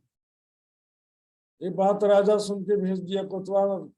राजा ने ये बात सुना तो कोतवाल को भेज दिया प्राणनाथ जी के पास में कि आप लोग कुछ दिनों के लिए यहाँ से सुरक्षित जगह में चले जाइए, मुगल सेना आपको पकड़ने के लिए आ रही है। तो उनके हुक्म के आगे हम विवश हैं, हमारी इतनी सेना या शक्ति नहीं है कि हम आपको प्रोटेक्ट कर सके, रक्षा कर सके, इसलिए आप किसी सुरक्षित जगह में चले जाओ। तो प्राणनाथ जी कहते हैं हम न डरे बादशाह से, क्यों ना आवे सिताब, हम औरंगजेब से नहीं डरते, क्यों जल्दी नहीं आता, हम तो राह देखते हैं, क्यों एक बुलावे, हम हमको तो रास्ता देख रहे हैं, हम तो खुद उससे मिलने का प्रयास किए लेकिन नहीं मिल सके। उसको ज्ञान सुनाना चाहते थे लेकिन ज्ञान नहीं सुना सके, हम तो चाहते हैं कि वो हमको बुलाए। जिन उपराला करो तुम, और आप लोग हमारी मदद में मत आना, आप लोग बीच में मत पड़ना, आप लोग अपने घर में आराम से बैठे रहो। तो कोतवाल वापस जाता, राजा को सारी बात बताता है। राजा कहता है तुमने ठीक से समझाया नहीं लगता, जाओ दोबारा फिर से समझाओ, कोई उनको पकड़ लेगा, बैरागियों को पकड़ के ले जाएंगे मुगल, तो फिर हमारी बड़ी बदनामी होगी। कैसे हिंदू राजा थे, उनके राज्य से बैरागियों को, हिंदू बैरागियों को पकड़ के मुसलमान ले गए, हम अपने धर्म को इसी वास्ते डराते, हम जो है अपने इसी कारण डर रहे हैं कि क्षत्रिय धर्म के कारण से हमारी बड़ी बदनामी हो जाएगी। तुम 10-20 कोस छिप के बैठो जाए, तुम जो है जा करके 10-20 कोस कहीं दूर जाके सुरक्षित जगह में छिप के बैठ जाओ। तब रामनाथ जी ने फिर से वही बात कहा, तुम कछु ना करो फिकर, हम समझ लेंगे, आने दो हमारी नजर, ध्यान से छुपाई। देखिए रामनाथ जी क्या कहते हैं, हमारी नजरों के सामने आने दो औरंगजेब को, कछु न चले इनका जोरा हम ऊपर, देखत ही गल जाएंगे वाणी सुन 75। सुंदर सा यदि पहले प्राणनाथ जी के चरणों में औरंगजेब आया होता और चर्चा सुना होता तो पहले नहीं गला वो, पहले उसका हृदय द्रवित नहीं हुआ, अब कहाँ से हो जाएगा। लेकिन पहले यदि मिला होता तब की बात है, पहले मिले ही नहीं है सुंदर सा जी, तब तो ऐसा कह रहे हैं ना। यदि पहले मिले होते तो पहले क्यों नहीं गले वो, उसका हृदय पहले क्यों द्रवित नहीं हुआ, उसका तो अहंकार जो छूटा ही नहीं था, सुन के सिर नीचा किया पर छूटा नहीं दिमाग। रामनाथ जी कहते हैं आसान होएगा, आज्ञा से जेर हो, बिल्कुल इजीली नतमस्तक हो जाएगा वो औरंगजेब, नतमस्तक हो जाएगा, बिल्कुल भी चिंता मत करो, आसानी से सारा काम हो जाएगा। तब कोतवाल वापस आकर के राजा को सारी बात बताता था। राजा फिर से सुवंशराय को, अपने मंत्री को भेजता है, कोतवाल ठीक से नहीं समझा पा रहा है, इस कारण से मंत्री को कहता कि जाओ तुम जाकर के ठीक से समझाओ, कि तुमको बादशाह पकड़ के ले जाएगा तो हमारी बदनामी होगी, हम तुम्हारी चिंता नहीं कर रहे, हमारी चिंता कर रहे हैं हम। सुवंशराय ने जाकर के, मंत्री था, रामनगर के राजा का मंत्री था सुवंशराय, जाकर के श्री जी से मिलता है। रामनाथ जी बोले अब थोड़ा समझदार आदमी आया तो इसको ज्ञान से समझाते हैं। तो चर्चा करके उनको अपना ज्ञान का परिचय दिया। देखो जो वेदों में लिखा वही कुरान में वही बातें लिखा हुआ है, हम उसको कुरान से बातचीत करेंगे और कुरान से समझाएंगे कि सच्चा मुसलमान कौन है, मोहम्मद साहब कौन थे, खुदा का कैसा स्वरूप है। तो सुवंशराय वापस आके राजा को कहता है देखिए कितना उनको बोलेंगे, बिना मार के हमने सारे तरीके से समझाने का प्रयास कर दिया है, अब उनको छोड़ दो, कोई बात नहीं, बैठे रहने दो, खुद ही निपटेंगे वो जान। ऐसे ही करते दूसरे दिन शेख खिजर पहुंच जाता है रामनगर में, और राजा के दरबार में आके फिर दहाड़ने लगता है, रामनगर के राजा, बैरागियों को पकड़ के मेरे हवाले कर दो, उनको पकड़ के हम बादशाह के हजूर में ले जाएंगे, हमको बादशाह ने आदेश दिया है, उनकी रक्षा करोगे तो तुम्हारे खिलाफ हमारा मुहिम है, अर्थात तुम्हारे खिलाफ हम युद्ध आक्रमण कर देंगे। राजा कहता है देखो मुझे कुछ लेना देना नहीं है, नदी के किनारे बैरागी बैठे हैं, जाओ और पकड़ के ले जाओ, हमको क्यों बोल रहे हो, हम सोना का चुका, हमारा कुछ लेना देना नहीं है, हम बीच में कोई इंटरफेयर भी नहीं करेंगे, जाओ पकड़ो और ले जाओ। आप बादशाह का हुक्म लेकर के आए हो, बादशाह का हुक्म सिरोधार्य, जाओ पकड़ के ले जाओ बैरागियों को, तो वो भी पकड़ करके हम दे तुमको, बैरागियों को तुम पकड़ करके नहीं ले जा सकते। तब रात में शेख खिजर अपने साथियों के साथ विश्राम कर रहे थे, तब विचार विमर्श करते हैं कि अब क्या करें, बैरागियों को कैसे पकड़े। तब उनका दीवान था भिखारी दास, भिखारी दास जो उनके दीवान थे, उनसे विचार विमर्श करते हैं क्या करें, सीधे जाके पकड़ लें या पहले उनके विषय में जानकारी जुटाएं, क्या करें। तो भिखारी दास जी कहते हैं ऐसा करो, पहले मुझे यहाँ से भिजवाओ, मैं जाता हूँ उनके पास में, उनके सारी जानकारी लेंगे, कौन है, क्या करते हैं, क्या विचारधारा है, क्या उद्देश्य है, सारा वाकिफ उनके होके फिर पकड़ के ले जाएंगे। पकड़ने में क्या टाइम लगना, लेकिन पहले थोड़ा सा उनके विषय में जानकारी ले लेते हैं। भिखारी दास विदा होके आए हदि के दम प्राणनाथ जी के चरणों में आते हैं।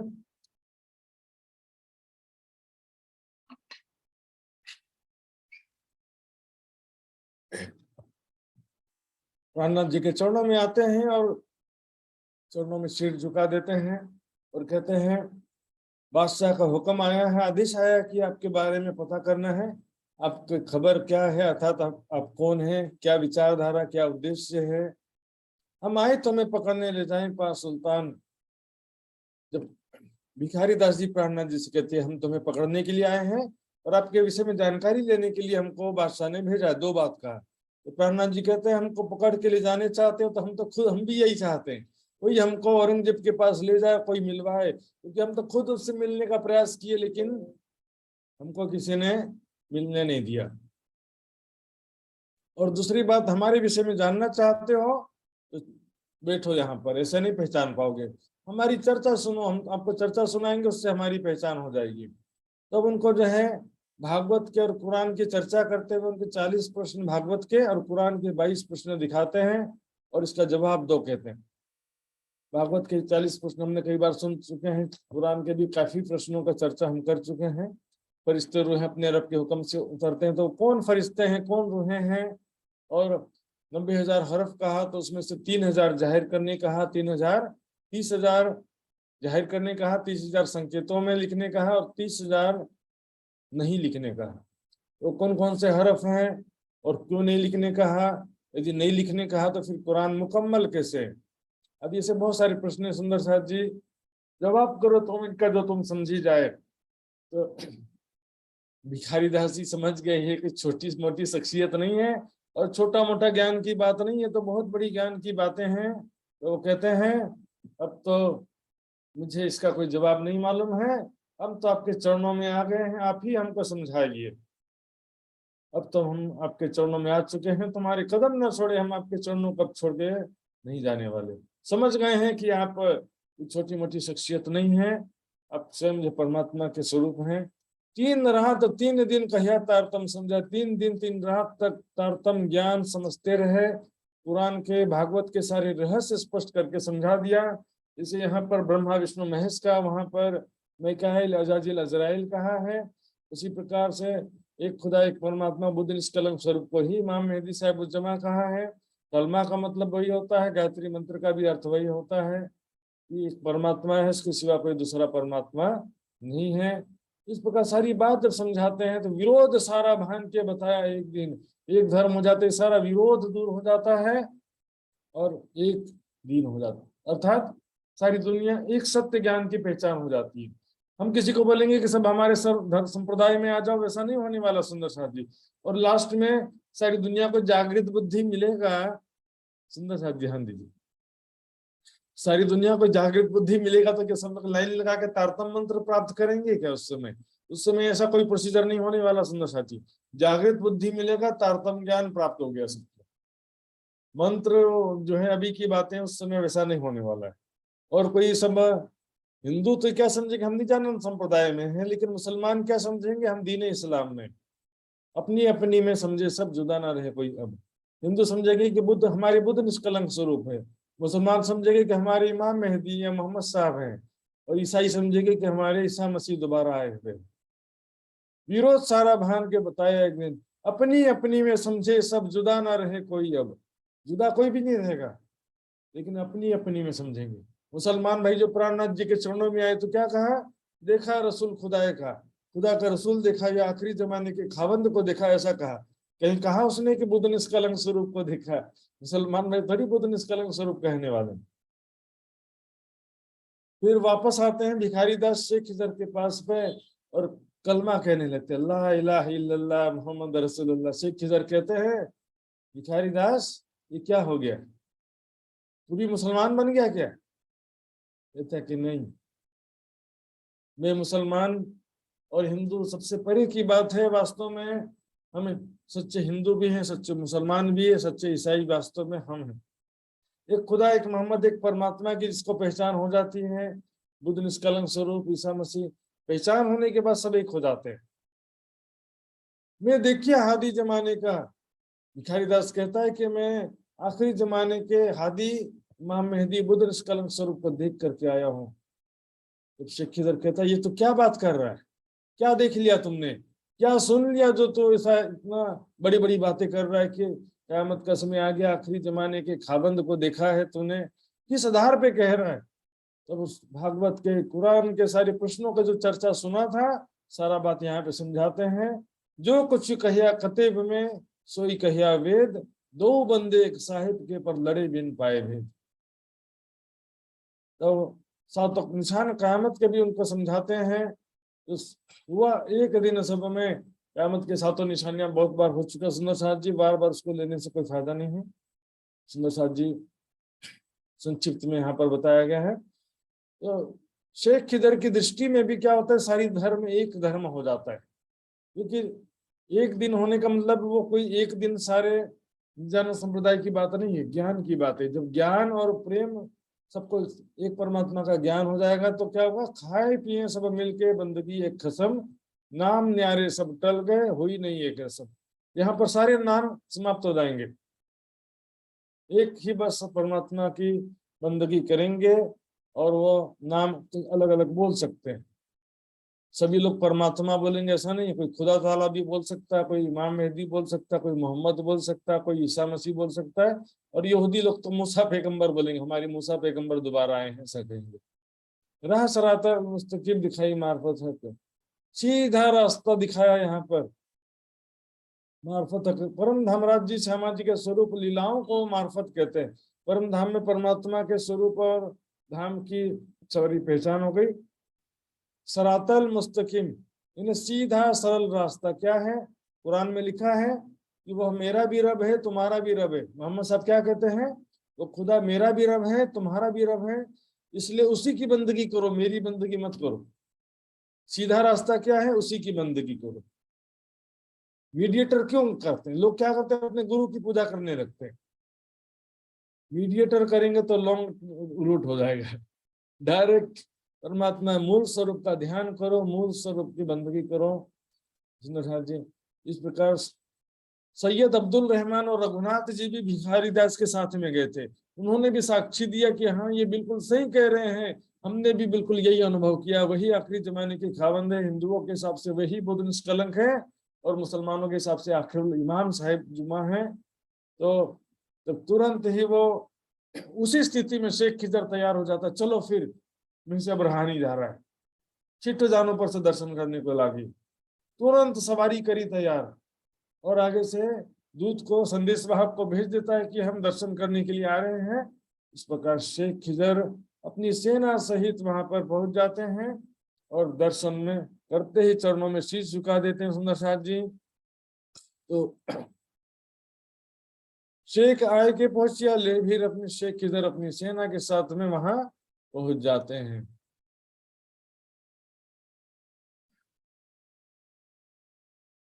बोलो श्री प्राणनाथ प्यारी की। वहां पर चर्चा हो रही थी। शेख इधर अपनी सेना सहित ज्ञान चर्चा सुनने लगते हैं। तभी वहां पर नजदीक में एक गांव था बेदड़ा नाम का। गांव भी बेदड़ा था और मुसलमान भी वहां के बेदड़े थे। मुसलमान सोचते हैं हमारे मुस्लिम भाइयों की मदद करने चलो। शेख किधर बैरागियों को पकड़ने आया तो हम भी चलते हैं, हेल्प करेंगे, पकड़ने में सहायता करेंगे तो हमको भी दीन का सवाब मिलेगा, अर्थात पुण्य मिलेगा। चलो हम भी मदद करने चलते हैं शेख किधर की सहायता करने के लिए। और यहाँ पर तो सारी स्थिति बदल गई थी। शेख किधर और सैनिक बैठ के चर्चा सुन रहे थे, आकर के झगड़ा करने लगते। हिंदुओं को रवा नहीं, तुम क्यों करो चर्चा, मोहम्मद हिंदुओं को इसकी इजाजत नहीं है, तुम जो है कुरान की चर्चा क्यों करते हो, मोहम्मद साहब के विषय में क्यों चर्चा करते हो। तब वहां पर प्राणनाथ जी कुछ कहते, इससे पहले ही शेख खिजर को गुस्सा चढ़ जाता कि सैनिकों को तुरंत आदेश देता है इन मूर्खों को धक्का मार के निकालो यहाँ से, देव धक्का इनको, मूर्ख जैसी हरकत करते हैं। यहाँ पर कौन साहिबुज्जमा बैठे हैं, क्या ज्ञान चर्चा चल रही है, डिस्टर्ब करने आ गए, धक्के मार के निकालो। मुड्डक मतलब क्या था, मूर्ख, इन मूर्खों को धक्का मार के निकालो। इस प्रकार से शर्मिंदा होकर शाह काला मुंह होकर के मुसलमानों को यहाँ से जाना पड़ा। तब अगले दिन शेख खिजर रामनगर के राजा के पास जाता है। हे फे राजा, तुझको धिक्कार है, तुझको ऐसा पहलवान रहे तो ऐसा सर्वशक्तिमान परमात्मा बुद्ध निष्कलंक स्वरूप आखरुल इमाम मोहम्मद मेहदी साहब जुमा, ऐसा पहलवान सर्वशक्तिमान परमात्मा तेरे राज्य में आए हैं और तू तिनके दीदार को गया नहीं, कब आज तक तू उसके दर्शन के लिए नहीं गया, ना उनकी कोई सेवा की, अधिकार है तुझको। राजा कहता है वाह अजीब बात हो गया, अभी 4 दिन पहले तो दहाड़ते हुए तुम आए थे कि पकड़ के हमारे हवाले कर दो, भली भाई तुम ही फिरे, अच्छा हुआ तुम ही बदल गए और करने लगे करार। शेख खिजर बोलता है कि देखो उस समय मुझे नहीं मालूम था, मैं तो बादशाह के आदेश से आया था, लेकिन जब हमने उनको दर्शन किया, जब उसकी चर्चा सुना, तब हमने तहकीक कर दिया, निश्चित कर दिया कि वो जो कुछ कह रहे हैं सत्य कह रहे हैं और वही आखिरी जमाने के खावंद बुद्ध निष्कलंक स्वरूप हैं। तब रामनगर के दरबार के लोग क्या कहते हैं, राजा को भड़काते हैं कि उनके पास में जरूर कोई अभिमंत्रित भभूत भूर्की है। भूर्की क्या होता है, राख, राख होता है ना, जो अगरबत्ती जलाते तो राख बन जाता है, राख को लेकर के मंत्र पढ़ देते, तो क्या करे कि मंत्र हो गया ऐसा। तो वो क्या है कि तंत्र मंत्र किया हुआ राख होता है, भूर्की मतलब राख, तो तंत्र मंत्र किया हुआ राख को क्या करते हैं, जैसे कोई सिर झुका था तो उसके ऊपर डाल देते, इसे डाल देते तो फिर वो उसके मंत्र के प्रभाव में आ जाता है, ऐसे झूठी झूठी बात करने लगते हैं।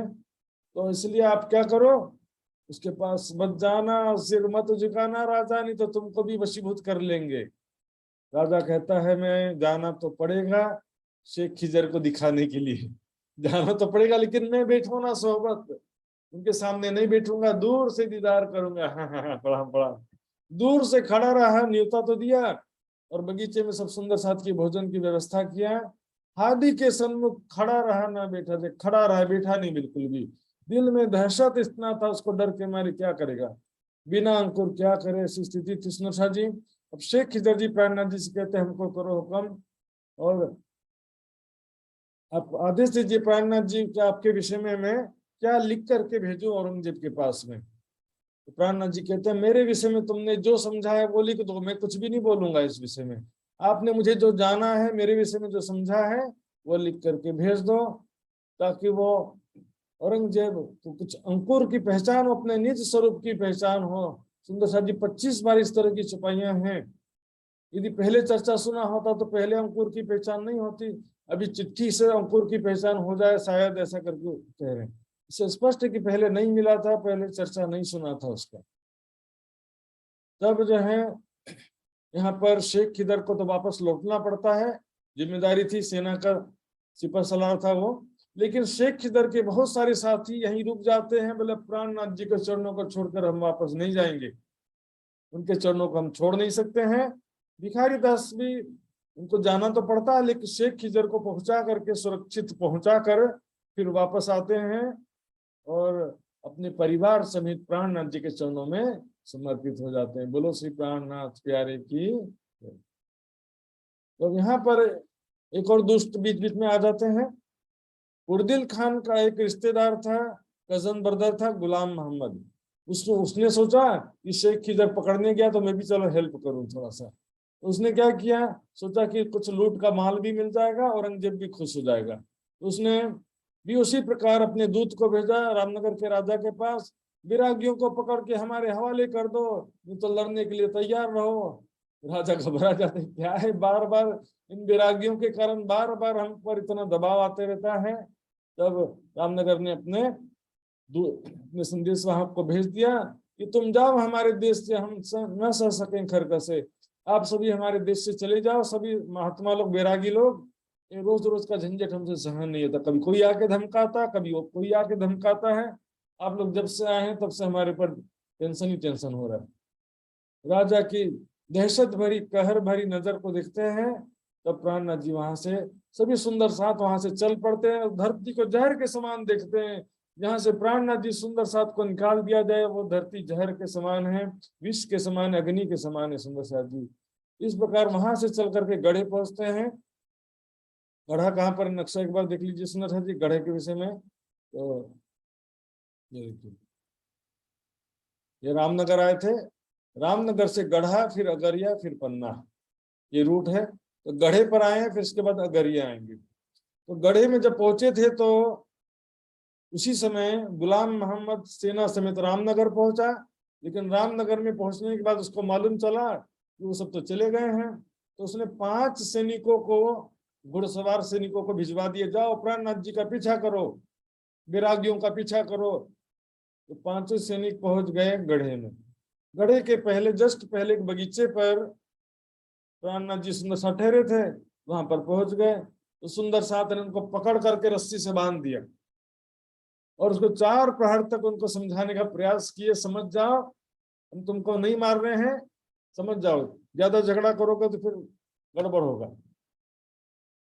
तब सनंदे हादी ने की सुनते ही प्राणनाथ जी ने सनंद की वाणी सुनाया, तो सुन करके नतमस्तक हो गए। ये तो वली खुदाए का, ये तो खुदा का वारिस है, खुदाई वारिस है, ये तो खुदा का स्वरूप है। हमसे कुछ बेअदबी होए तो होता बुरा हमारा, यदि हम इससे कहीं बदतमीजी कर बैठते, इनको तलवार से लड़ाई वड़ाई कर लेते, तो फिर हमारा क्या होता। सुंदर साथ जी देखिए यहाँ पर क्या लिखा है, दिन उगते पहले भगे। जैसे सुंदर साथ ने छोड़ा, भागो यहाँ से, भाग करके अपनी जान बचाए। बड़ी हुई हमें खैर, एक तो हमारी जान भी बच गई और खुदा का वली हमको दर्शन हो गया, खुदा के वली का। क्योंकि कई सुंदर साथ कहते हैं कि बस वो लड़ाई नहीं किए थे, बस बात कर रहे थे। लड़ाई, ये तो 5 सैनिक जो है वो एक तो तलवार लेके आए थे, लड़ने के लिए आए थे, पहली बात। दूसरा, सुंदर साथ भी जो है सीधे साधे नहीं थे, आगे छुपाई आता है। ऐसे नहीं कि कोई लूट ले, मरे मारेंगे तुम, ऐसे सीधे साधे नहीं है कि कोई लूट ले उनको। सुंदर साथ जी इतना इजी नहीं समझते हो इनको, क्योंकि ये जो है कोई लूट ले इतना आसान नहीं है। तो सुंदर साथ जी ने उनको यदि पकड़ा, हाथ पैर बांध के नहीं पकड़ा होता तो फिर शांति से 12 घंटा 4 पर चर्चा सुन सकते थे क्या? वो क्या चर्चा सुनने आए थे वो? दिन उगते पहले भागे, यहाँ भागे शब्द से स्पष्ट है क्योंकि उनको पहले पकड़ रखा था, तभी तो भागे ना होता तो होता बुरा हमारा, हम छोड़ ना पावे। सो यदि कभी बदतमीजी कर बैठते खुदा के वली से, प्राणनाथ जी से, तो हमारा क्या हाल होता। तो वहां से जब गढ़े पहुंचे तो गढ़े में भी भगवंत राय का बेटा था हाकिम राय, उसने भी लूटने का विचार किया। हाकिम राय ने भी लूटने का विचार किया और ऐसी हरामखोरी के लोगों आगे कहे सुकन, लोगों के सामने बताते भी कि हम उन बैरागियों को लूटने के लिए जा रहे हैं, जैसे कोई महान काम करने जा रहे हैं। तो वहां पर गंगाराम वाजपेयी नाम के एक सज्जन बैठे थे, उन्होंने मना किया। प्राणनाथ जी से 2 बार दर्शन करने आ चुके थे इससे पहले, उन्होंने मना किया, देखो वैरागियों को मत लूटो, बड़ी बदनामी होगी, अच्छा काम नहीं है, नेक काम करो, अच्छे काम करो। वैरागी सन्यासियों को लूट कर तुमका कौन सा धनवान हो जाओगे तुम। और वो कोई ऐसे सीधे साधे नहीं है, ऐसे नहीं कि जो तुम आसानी से लूट लो। मरे मारेंगे तुम खुद मरेंगे, लेकिन तुमको भी मार के मरेंगे। इतना आसान मत समझो, ऐसे उल्ट गलत शब्द अपने मुख से मत कहो। तब लागी लानत गढ़े को, उस दिन से गढ़े को लानत लग गई। जहाँ के लोग जो है प्राणनाथ जी सुंदर साथ को लूटने का विचार करते हैं, सो रोज कयामत लो ढोर नावे लगा, कयामत समय तक वहां पर कभी सुख समृद्धि नहीं हो सकती। अब यहाँ पर घड़े में आ गए, लेकिन रामनगर की कुछ भी तक बाकी रह गई है, वो देखेंगे सुंदर साथ जी। अभी समय हमारे पास में काफी है, तो रामनगर के एक प्रसंग छूट गया था, उसको देखेंगे। गढ़े की मजल में आया याद रामनगर। रामनगर के एक बात बाकी रह गया, जो वर्णन करना रह गया था। वहां पर सबसे पहले सूरत सिंह नाम करके एक सुंदर सा जागृत हुए थे, प्राणनाथ जी के चरणों में आए थे। उनकी ज्ञान चर्चा सुनकर उनके मन में किसी प्रकार का संशय नहीं रहा। तो शक मन में ना रही, देखा धनी निर्धार, उसके मन में किसी प्रकार का संशय नहीं रहा। उन्होंने प्राणनाथ जी को धाम के धनी के रूप में अच्छी तरह से पहचाना। तब दशा जी उसके मन में विचार आया कि मैं ये तारतम्य ज्ञान किन सो कहूँ, ये बात मैं किसे सुनाऊं, ये ज्ञान और मैं किसके कल्याण के लिए आगे इसको मैं बताऊं, कौन लावे प्रतीति मेरे इस बात पर कौन विश्वास करेगा। तो उनके दिल में विचारा था, दीवान देवकरण बहुत ही धार्मिक स्वभाव के हैं, सज्जन हैं, निर्मल हृदय के, वो मेरी बात को समझ सकते हैं। उनके पास जाते हैं, सूरत सिंह जाकर दीवान देवकरण को कहते हैं, एक सुनी में बात तुम्हारे आगे कहा तो मैं देखी हक जात। मैंने परब्रह्म के स्वरूप बुद्ध निष्कलंक स्वरूप को यहाँ पर मानव तन में प्रकट हुए देखा है, चलो तुमको भी मैं दर्शन कराऊंगा। तो मैं उनकी चर्चा सुन करके प्राणनाथ जी की यानी बुद्ध निष्कलंक स्वरूप की पहचान हो जाएगी, चलो मैं तुमको उनका दर्शन कराता हूँ, चलो मेरे साथ में। तो दीवान देवकरण को प्राणनाथ जी के चरणों में ले आते हैं, और थोड़ी सी चर्चा सुन के दिल की भागी शक, थोड़ा सा ही ज्ञान चर्चा सुनने से ही उनके दिल का सारा संशय दूर हो गया। तब दीवान देवकरण सोचते हैं, ये तो वही बुद्ध निष्कलंक स्वरूप है जिसके विषय में मेरे चाचा महाराजा छत्रसाल जी 12 साल से इंतजार कर रहे हैं। सुंदर जी बोलो श्री प्राणनाथ प्यारी की जय। सुंदर जी यहाँ पर महाराजा छत्रसाल जी का प्रसंग शुरू हो रहा, ध्यान से सुनेंगे कि मेरे चाचा महाराजा छत्रसाल जी 12 साल से तो इनका ही इंतजार कर रहे हैं, उनसे तुरंत ये बात कहना पड़ेगा, उनको तुरंत इसकी सूचना देना पड़ेगा। तो महाराजा छत्रसाल जी बहुत प्रसन्न हो जाएंगे। सुंदर से छत्रसाल जी का थोड़ा सा इतिहास देखेंगे, क्योंकि उनका इतिहास नहीं जानने से वास्तविक यहाँ पर छत्रसाल जी का प्रसंग ठीक तरह से समझ में नहीं आता है, अनुमानित व्याख्या सब करते रहते हैं। इसलिए सुंदर साल जी यहाँ देखेंगे जरा। छत्रसाल जी जो हैं, उनके पिता का नाम था महाराज चंपत राय। तो चंपत राय भी वास्तव में कोई राजा नहीं थे, क्योंकि क्या होता था सुंदर साल जी, जैसे एक राजा के 4 बेटे हैं, तो चारों थोड़ी राजा बन सकते हैं, उसमें से जो बड़ा बेटा वो राजा बनता है। तो 3 पीढ़ी पहले से ही ऐसा हो गया था कि वो तीसरे पुत्र थे राव उदयाजित, फिर उनको सिंहासन नहीं मिला, जागीर मिल गया बस। तो उनके फिर प्रेमचंद्र भगवंत राय, फिर चंपत राय, जिससे क्या हो गया कि परिवार से थे, राजघराने से थे चंपत राय, लेकिन राजा नहीं थे। तो इस कारण से लेकिन मुगलों के विरुद्ध संघर्षरत थे। और ओरछा का जो राजा था, बुंदेलखंड की राजधानी थी ओरछा, ओरछा शब्द याद रखेंगे, बुंदेलखंड की राजधानी। तो ओरछा का जो राजा था वो औरंगजेब का जीजी हजूरी की चापलूसी करता था, उनके अंधभक्ति करता था।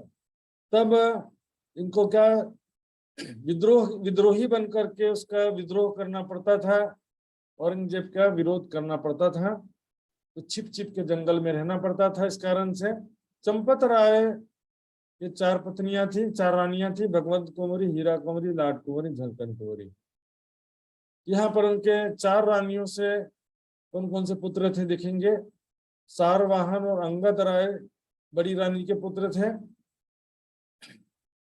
हीरा कुंवरी से गोपाल राय पुत्र थे सबसे छोटे। लाड कुंवरी से मान कुंवरी, छतरसाल लाल जी, 3 बच्चे का जन्म हुआ था लाड कुंवरी। लाड कुंवरी का दूसरा नाम क्या है? सारंधा। और झलकन कुंवरी से रतन शाह और भोपाल जी हुए थे। झलकन कुंवरी के पुत्र थे रतन शाह। तो वितक में आपको सारवाहन, अंगद राय और छत्रसाल, मान कुंवरी और रतन शाह, इन सबका नाम का जिक्र आएगा वितक में, हमारे इतिहास में आएगा। वितक में नहीं आएगा, उनके इतिहास में आएगा। तो सारवाहन की बात सबसे पहले देखेंगे। 14 वर्ष की आयु में बेचारे छोटे से अबोध, मतलब युद्ध कला में निपुण तो थे, लेकिन इतना बड़ा उम्र भी नहीं था कि वो युद्ध में लड़ सके। बाकी खान ने उनको अकेले घेर कर, बाकी खान ने उसको अकेले घेर लिया सैनिकों सहित, और एक अकेले बच्चे को युद्ध करके उसको मृत हत्या कर दिया। वीर गति को प्राप्त हो गए। इस प्रकार उसने शाह जी मुगलों के दुष्ट होते, मुगल और मुसलमान हमेशा ही धूर्त होते। ईमानदारी से युद्ध करना और कोई धर्म नीति उनका है नहीं, नियम कानून। एक बच्चे को घेर करके मार दिया।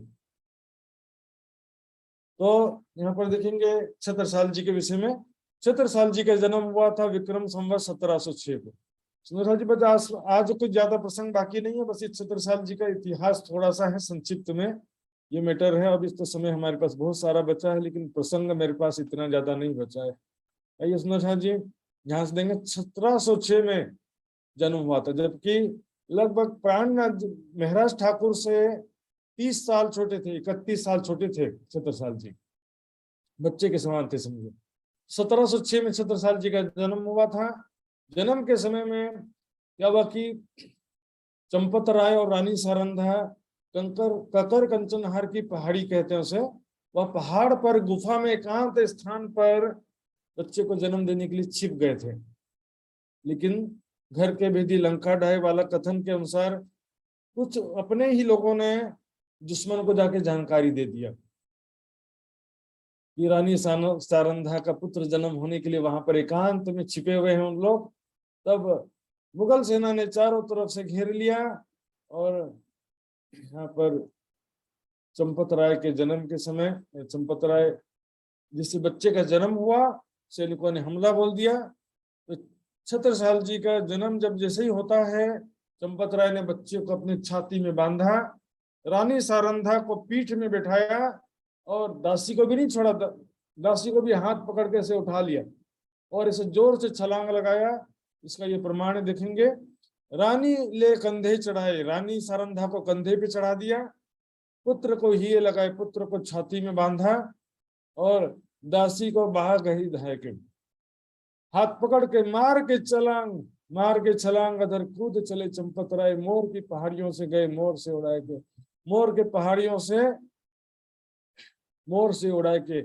मोर और मुर्गी कैसे उड़ते हैं सुंदर साथ जी? देखिए, मुर्गी फ्लुएंटली लगातार हवा में नहीं उड़ सकता, मोर फुर फुर फुर फुर करके थोड़ी देर उड़ेगा, फिर नीचे गिरना पड़ता। उसी तरह से छलांग लगा करके चंपत राय दूसरी पहाड़ी पर पहुंच जाते हैं। इस प्रकार रानी सारंधा ने बच्चे को इस आशा में कि शत्रुओं का नाश करेगा, शत्रुओं का सलन करेगा, इस आशा उसका नाम सबसे पहले शत्रुसाल रखा उसका नाम। फिर बाद में विधर्मियों के छत्रों का भी विध्वंस करेगा, इसलिए उसका नाम छत्रसाल रखा। तो दोनों नाम है, शत्रुसाल यानी शत्रुओं का नाश करेगा, छत्रसाल यानी शत्रुओं का नाश करेगा, इसलिए छत्रसाल दोनों नाम पड़ जाता है। जब छत्रसाल जी मात्र 7 महीने के थे, 2-3 घटनाएं बस लूंगा, उनके जीवन का ध्यान से सुनेंगे सुंदर साथ जी।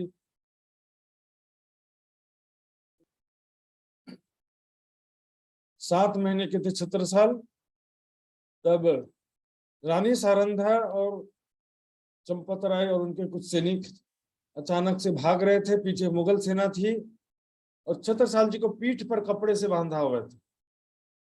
जब पार करते करते भागते भागते जब बाद में देखा तो पीठ से बच्चा गिर गया था। छत्रसाल जी पीठ में बांधा था, लेकिन वो पीठ में नहीं थे। तब सुंदर शाह जी ने ध्यान देंगे, रानी सारंधा घबरा गई कि मेरा बच्चा कहाँ गिर गया। जब चंपत राय कहते हैं अभी पीछे नहीं जा सकते, मुगल सेना पीछे, बाद में जाना पड़ेगा। तो 2-3 दिन बाद पीछे जब खोजने के लिए गए तो बच्चा जो है वहीं पर एक चट्टान के नीचे स्वस्थ सुरक्षित खेल रहा था। देखिए राज्य महाराज की मेहर थी, सुंदर शाह जी की, छत्रसाल जी की पल पल रक्षा कर रहे थे। राज्य महाराज जन्म के समय भी रक्षा किया, यहाँ भी रक्षा किया। और सबसे बड़ी घटना, 10 साल तक पहुंचते हुए उसने सारे अस्त्र शस्त्र की शिक्षा प्राप्त कर ली थी। 11 वर्ष की उम्र में एक यवन मुगल सेनापति के वध किया उसने, क्योंकि वो मुगल सेनापति मंदिर तोड़ने के उद्देश्य से आया था। वहां पर विंध्यवासिनी जी का मंदिर तोड़ने के लिए आया था। छत्रसाल जी के संपर्क में पहले आ गया। चंपत राय और रानी सारंधा दूसरे जगह मंदिर में थे उस समय, और ये फूल चुनने के लिए आए थे। तो फूल चुनने के लिए आए थे तो उसने देखा कि मुगल सेनापति आ रहे हैं, तो वहां पर अपने कुछ बच्चों के साथ अकेले ही भीड़ गए, उनसे लड़ने लगे और उनको वहीं ढेर कर दिया। इतने वीर थे छत्रसाल जी महाराज, और बहुत पेशेंस था, धैर्य था, क्योंकि वो वहां पर चेतन गोपाल मंदिर में पूजा भी करते, ध्यान भी करते थे, तो बहुत धार्मिक स्वभाव था बचपन से। इस प्रकार सुंदर शाह जी, अब देखते हैं उनके माता पिता मात्र 12 साल की आयु में वीर गति को प्राप्त हो गए। छत्रसाल जी की आयु मात्र 12 साल की थी। सन 1718 में क्या हो गया कि जब हिंदू, जो देशद्रोही हिंदू राजाओं ने मुगल सेना के साथ मिलकर के चंपत राय और रानी सारंधा को घेर लिया। देखेंगे यहाँ पर कौन कौन थे। हीरा देवी का जो पुत्र, रानी हीरा देवी तो एक दुष्ट स्त्री थी ही, उसका बेटा भी वैसे ही था, सुजान सिंह। सुजान सिंह मुगलों के साथ मिलकर के चंपत राय के पीछे पीछे आ रहा था। और दूसरा सहारा का एक लोकपाल सिंह धंधेरा था। लोकपाल के जो पिताजी थे चंपत राय के बेस्ट फ्रेंड थे।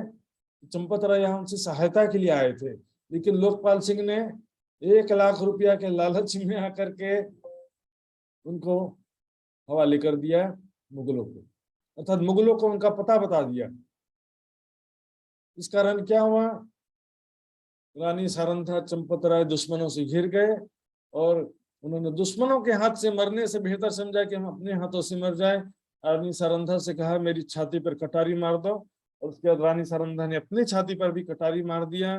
तो दोनों यहाँ पर वीर गति को प्राप्त हुए। सुंदर शाह जी, कहना आसान है, उस समय का जीवन याद करिए, कभी मुगलों की दास्तान, कभी अंग्रेजों की दास्तान। यहाँ पर वो जीवन कितना संघर्ष में, दुखमय जीवन था। सुंदर शाह जी तब 12 साल के, मात्र 12 साल की आयु थी।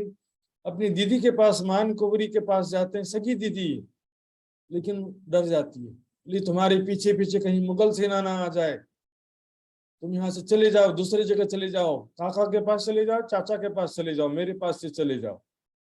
बच्चे को जाने के लिए कह दिया।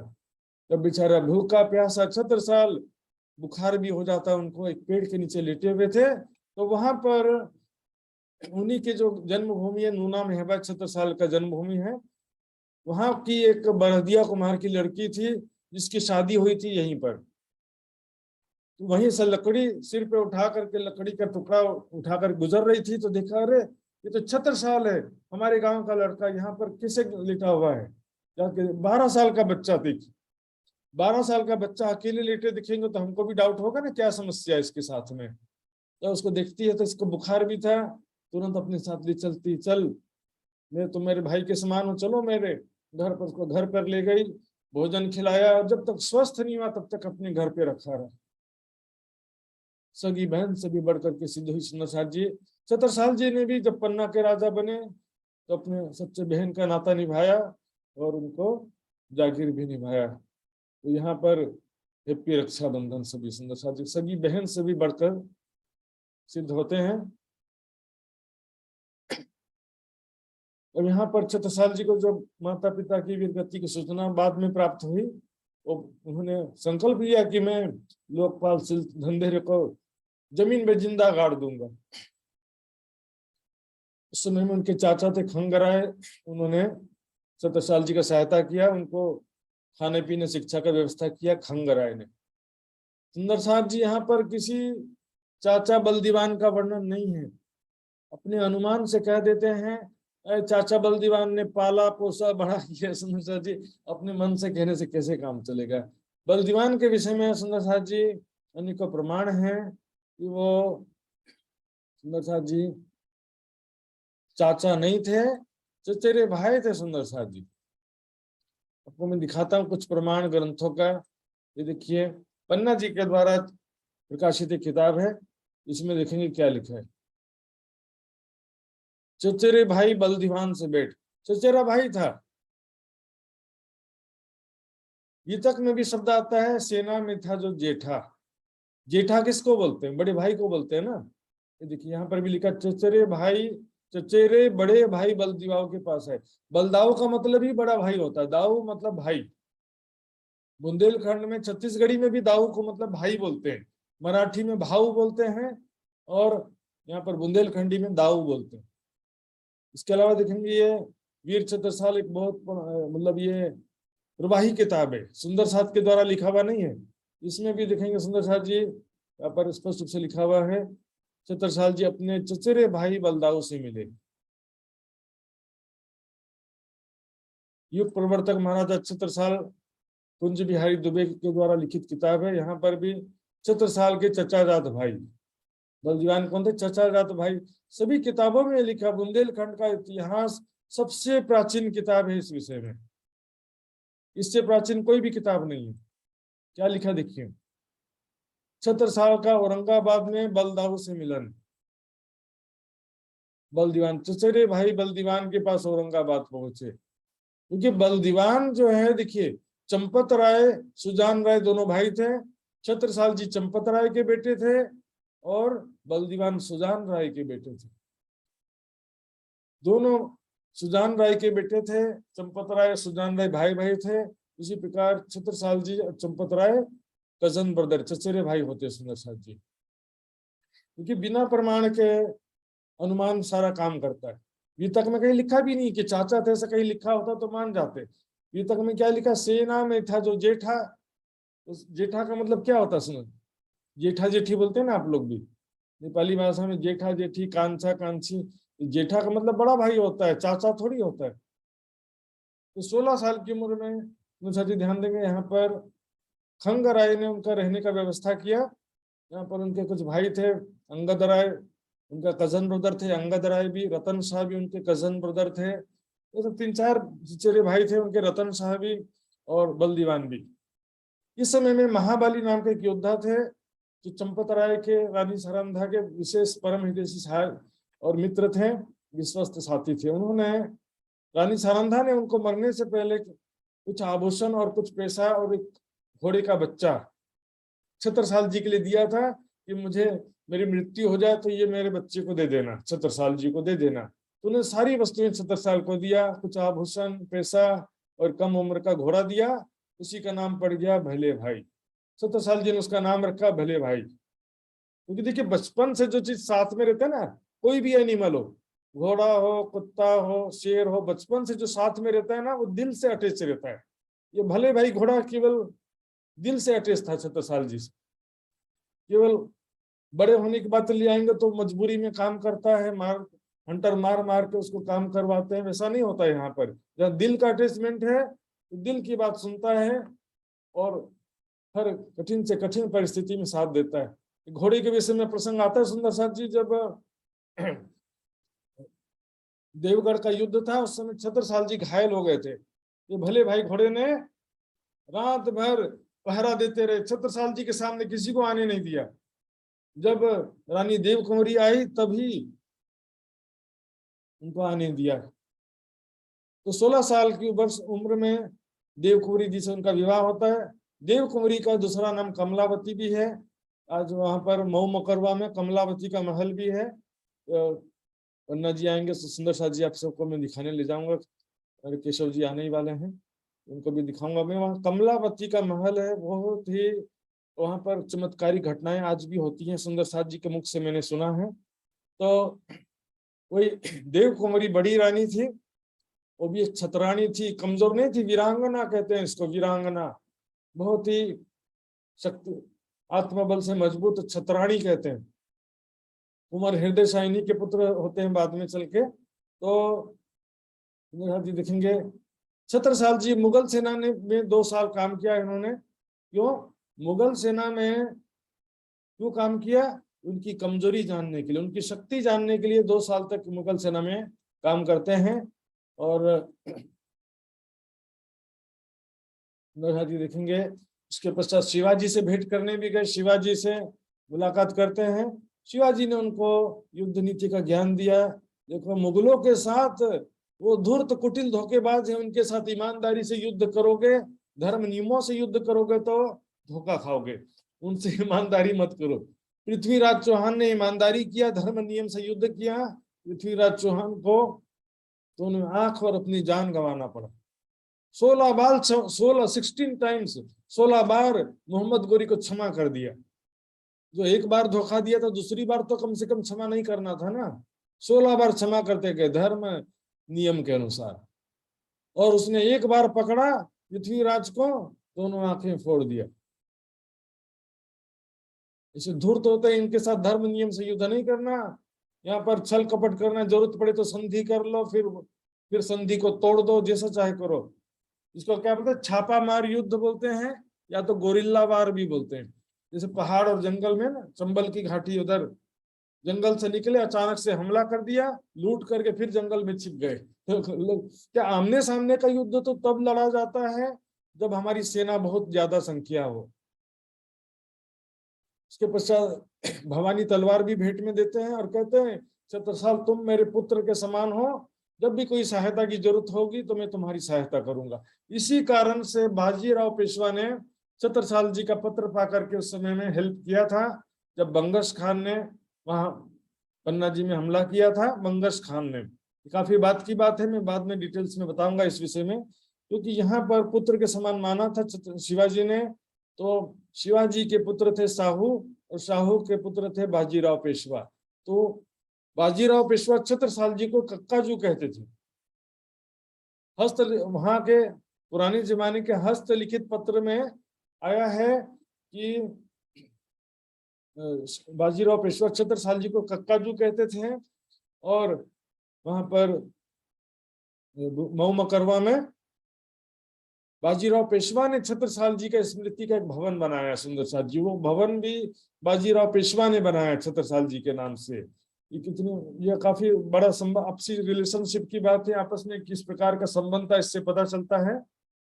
फिर चचेरे बड़े भाई बलदीवान के पास जाते हैं, जो चंपत राय के भाई सुजान राय के पुत्र थे। औरंगाबाद जाते हैं उनसे साथ देने के लिए, स्वतंत्रता संग्राम में साथ मिलकर के हम दोनों भाई लड़ते हैं, इसलिए गए थे। उन्होंने कहा कि देखो मुगलों से लड़ना हमारे लिए संभव नहीं है छत्रसाल, हम बेचारे क्या कर सकते, थोड़ी बहुत लोग मिलकर के हम इसमें कुछ नहीं कर सकते, इसलिए इस विषय में आप जो है युद्ध की बात छोड़ दो। यहाँ पर यहाँ हमारे लिए युद्ध लड़ना भी पॉसिबल नहीं, हमारे पास कितनी सेना, कैसे युद्ध लड़ेंगे। तब बहुत समझाने पर कहते हैं ठीक है, मैं भगवान के सामने 2 पर्चियां रखूंगा, एक पर्ची में लिखते हैं मुगल दास्ता स्वीकार कर लें, एक पर्ची में लिखते हैं स्वतंत्रता के लिए संघर्ष करें। तो दुर्गा नाम की एक बच्ची थी, उससे कहा एक पर्ची उठाओ। जब बच्चों से पर्ची उठाते ना, तो एक पर्ची उठाने के लिए कहा, तो पर्ची में आ गया स्वतंत्रता के लिए संघर्ष करें। तो सुंदर सा जी बलदीवान भी अब छत्रसाल जी के साथ हो जाते हैं स्वतंत्रता संग्राम में। लेकिन उनके सुझाव के अनुसार एक उनका और ब्रदर थे, कजन ब्रदर रतन शाह। रतन शाह के पास जब गए तो रतन शाह ने बहुत ही निराशाजनक बात किया, तुम्हारे पास कितने सैनिक हैं, कितने घोड़े हैं, कितनी बंदूक और कितनी तोपें, तुम तो बिना दीवार के चित्र बनाना प्रयास कर रहे हो, बिना दीवार के तुम चित्र बनाना चाहते हो, तुम्हारी क्या शक्ति है,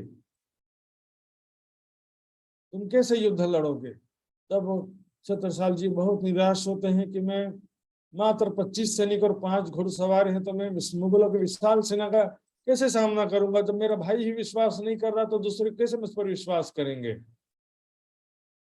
तब वो ऐसी रात्रि में, रात के समय छत्रसाल जी की उम्र इस समय 22 साल की थी। ये समय है विक्रम संवत 1728 का। तो इस समय जो है रात में जब बहुत निराशाजनक स्थिति में थे, बहुत चिंता में थे, तो रात में स्वप्न में बुद्ध निष्कलंक स्वरूप श्री प्राणनाथ जी दर्शन देते हैं। कहते चिंता मत करो छत्रसाल, मैं निष्कलंक बुद्ध स्वरूप अक्षरातीत पल पल तुम्हारे साथ में हूँ। तुम अपने क्षत्रिय धर्म के पालन में लग जाओ, मुगलों के खिलाफ युद्ध में लग जाओ, तुम्हें सफलता अवश्य मिलेगी। एक निश्चित समय में मैं तुम्हें अवश्य आकर के मिलूंगा और मैं अपनी पहचान का एक सिक्का देता हूं जिससे तुम मुझे पहचान सकोगे। इस प्रकार सपने में वो सिक्का दिया था। जब जागते हैं तो उनके हाथ में वही सिक्का था। ये प्रसंग सुंदर साथ जी 12 साल पहले सिक्का दिया था, हम वर्षों से सुनते भी आ रहे हैं, लेकिन कब और किस परिस्थिति में सिक्का दिया था वो मैं बता रहा हूँ। इस समय छत्रसाल जी मात्र 22 साल के थे और जब प्राणनाथ जी से मिलते हैं छत्रसाल जी, उस समय उनकी उम्र हो गई थी 34 साल। तो 12 साल का डिफरेंस था। 12 साल पहले सिक्का दिया था, 34 साल में मिलन हुआ था और 22 साल में सिक्का दिया था।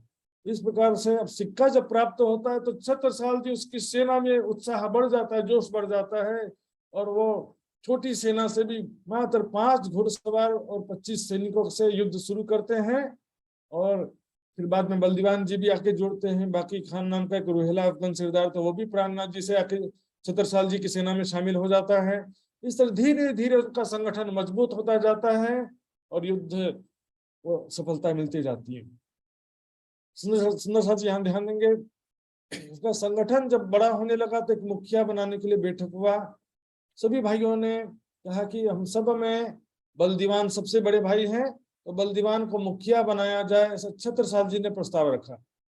लेकिन बलदीवान ने मना कर दिया, ना, छत्रसाल जी में नेतृत्व का ज्यादा गुण है, ज्यादा योग्य है, इसलिए छत्रसाल जी ही मुखिया बनेंगे और मैं उनका पूरा समर्थन रहूंगा, पूरा मैं उसके साथ रहूंगा, ये मेरा पूरा वादा है।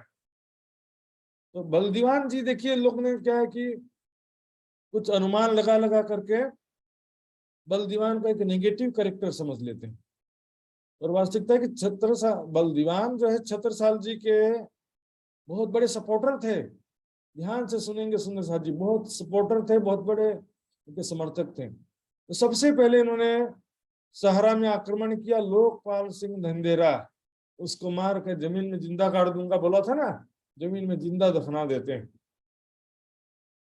फिर बाद में उनके जो भाई थे कुंवर सेन ने समझौता किया और अपने भाई हृदय शाह की पुत्री थी दान कौरी, उससे छत्रसाल जी का विवाह करवा दिया। एक राजनीतिक शादी कहते हैं, जैसे युद्ध शांत होता है ना, तो शादी करवा देते हैं, तो भविष्य में अब क्या होता है, गारंटी होता है कि अब दोबारा हमला नहीं होगा, दोबारा झगड़ा नहीं होगा। तो मंझली रानी जिसको वाणी में कहा गया है, उसी को दान कुंवरी कहते हैं और सुशील गुणों के कारण उनका नाम हो गया सुशीला रानी। तो मंझली रानी का ही नाम है सुशीला रानी और उनका वास्तविक नाम है दान कुंवरी। इस प्रकार से 1728 से 1739 तक अनेक मुगल सिपह सलार देश के हिंदू राजाओं से युद्ध होता है। उनका नाम सब ऐतिहासिक ग्रंथों में आता है। फिदाई खान, फौजदार, खालिद केशवराव दागी तो हिंदू था, रणदुल्ला खान, सैयद बहादुर फौजदार, सैयद मनोवर, ऐसे बहुत सारे मुस्लिम। 1740 के पहले ही बहुत सारे युद्ध लड़े गए। प्राणनाथ जी से मिलने के बाद 1740 से 1751 के बीच में बहुत ही कम युद्ध लड़े गए, क्योंकि औरंगजेब समझ गया था क्योंकि शुरुआत में 4-5 को भेजा भी, मिट्ठू पीरजादा, परदल खान और इस तरह से कई लोगों को भेजा भी, लेकिन बाद में जब उसको देखा कि तो कुछ तो खुदा की शक्ति है इनके पास में, तब उसने सैनिकों को भेजना बंद कर दिया था। लेकिन 1751 के बाद फिर से सैनिकों को भेजने लगता है। तो इसी कारण से 12 साल से महाराजा छत्रसाल जी बुद्ध निष्कलंक स्वरूप का इंतजार कर रहे थे। यहाँ पर कुछ सेवा के सुंदर साथ के नाम आते हैं।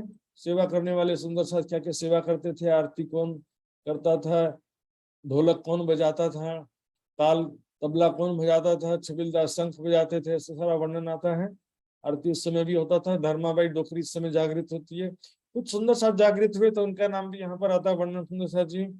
इस समय लालदास जी को हुक्म होता कि जाओ सुल्तान के पास दोबारा, औरंगजेब बादशाह के पास दोबारा पैगाम लेकर के जाओ।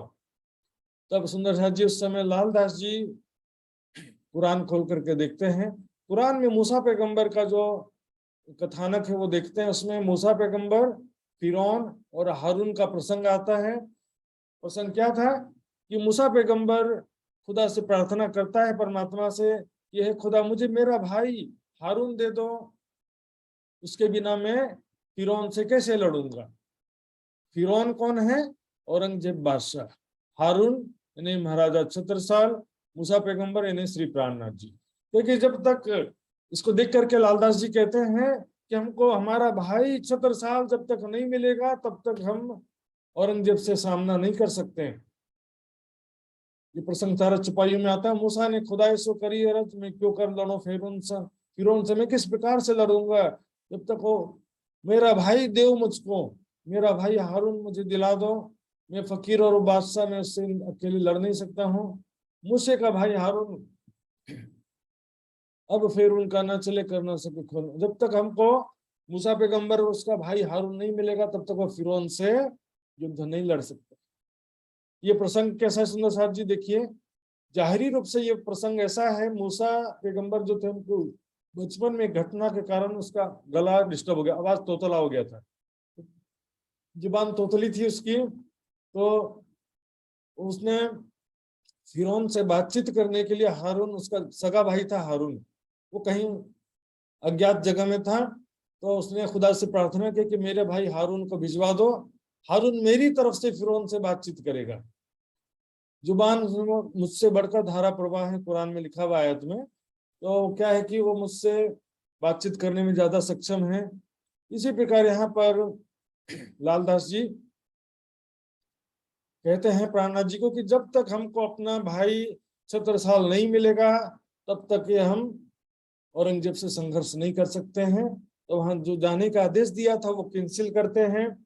यहाँ पर जब रामनगर से गढ़े पे आए थे तो वहां पर रामनगर के राजा का सूचना मिलता है कि रामनगर के राजा ने हमारी हवेली को खोद के तोड़ दिया, पूरा नीचे तक गड्ढा खोद के नष्ट कर दिया।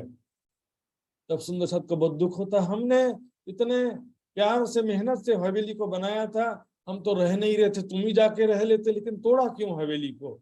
तब सब सुंदर साहब की बद्दुआ लगती है उसको, और गढ़ा हुआ खराब। वहां पर गढ़ा जो है वो, यहाँ पर गढ़ा, यहाँ पर गढ़ा में ऐसी सूचना मिली, इसलिए गढ़ा पर भी इसका प्रभाव पड़ता है। और ताको रहे न पकड़ो ताब, और रामनगर के राजा को भी इसकी सजा अवश्य मिलेगी, क्योंकि कर्म फल से कोई बच के भाग नहीं सका है। सुंदर साहब जी बस ये ध्यान देंगे। जब देवकरण यहाँ से विदा होते हैं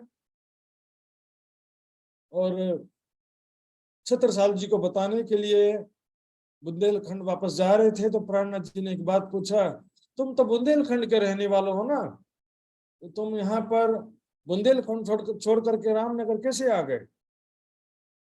तब देवकरण जी कहते हैं, एक बात पर गुस्सा होकर के मैं आ गया था, एक बात पर आए गुस्सा होकर के आ गया था, तब से यहीं पर रह गया मैं, तब से मेरा वापस जाना नहीं हो पाया।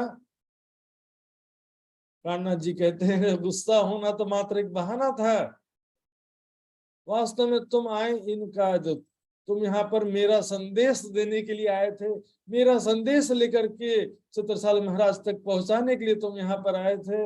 हमने अनेकों राजाओं को देखा है, लेकिन कहीं पर भी ब्रह्म सृष्टि का लक्षण नहीं देखा। शकुंडल इन्हें परखी, इनके अंदर परम धाम के शकुंडल की आत्म को देखा है मैंने, परखा है।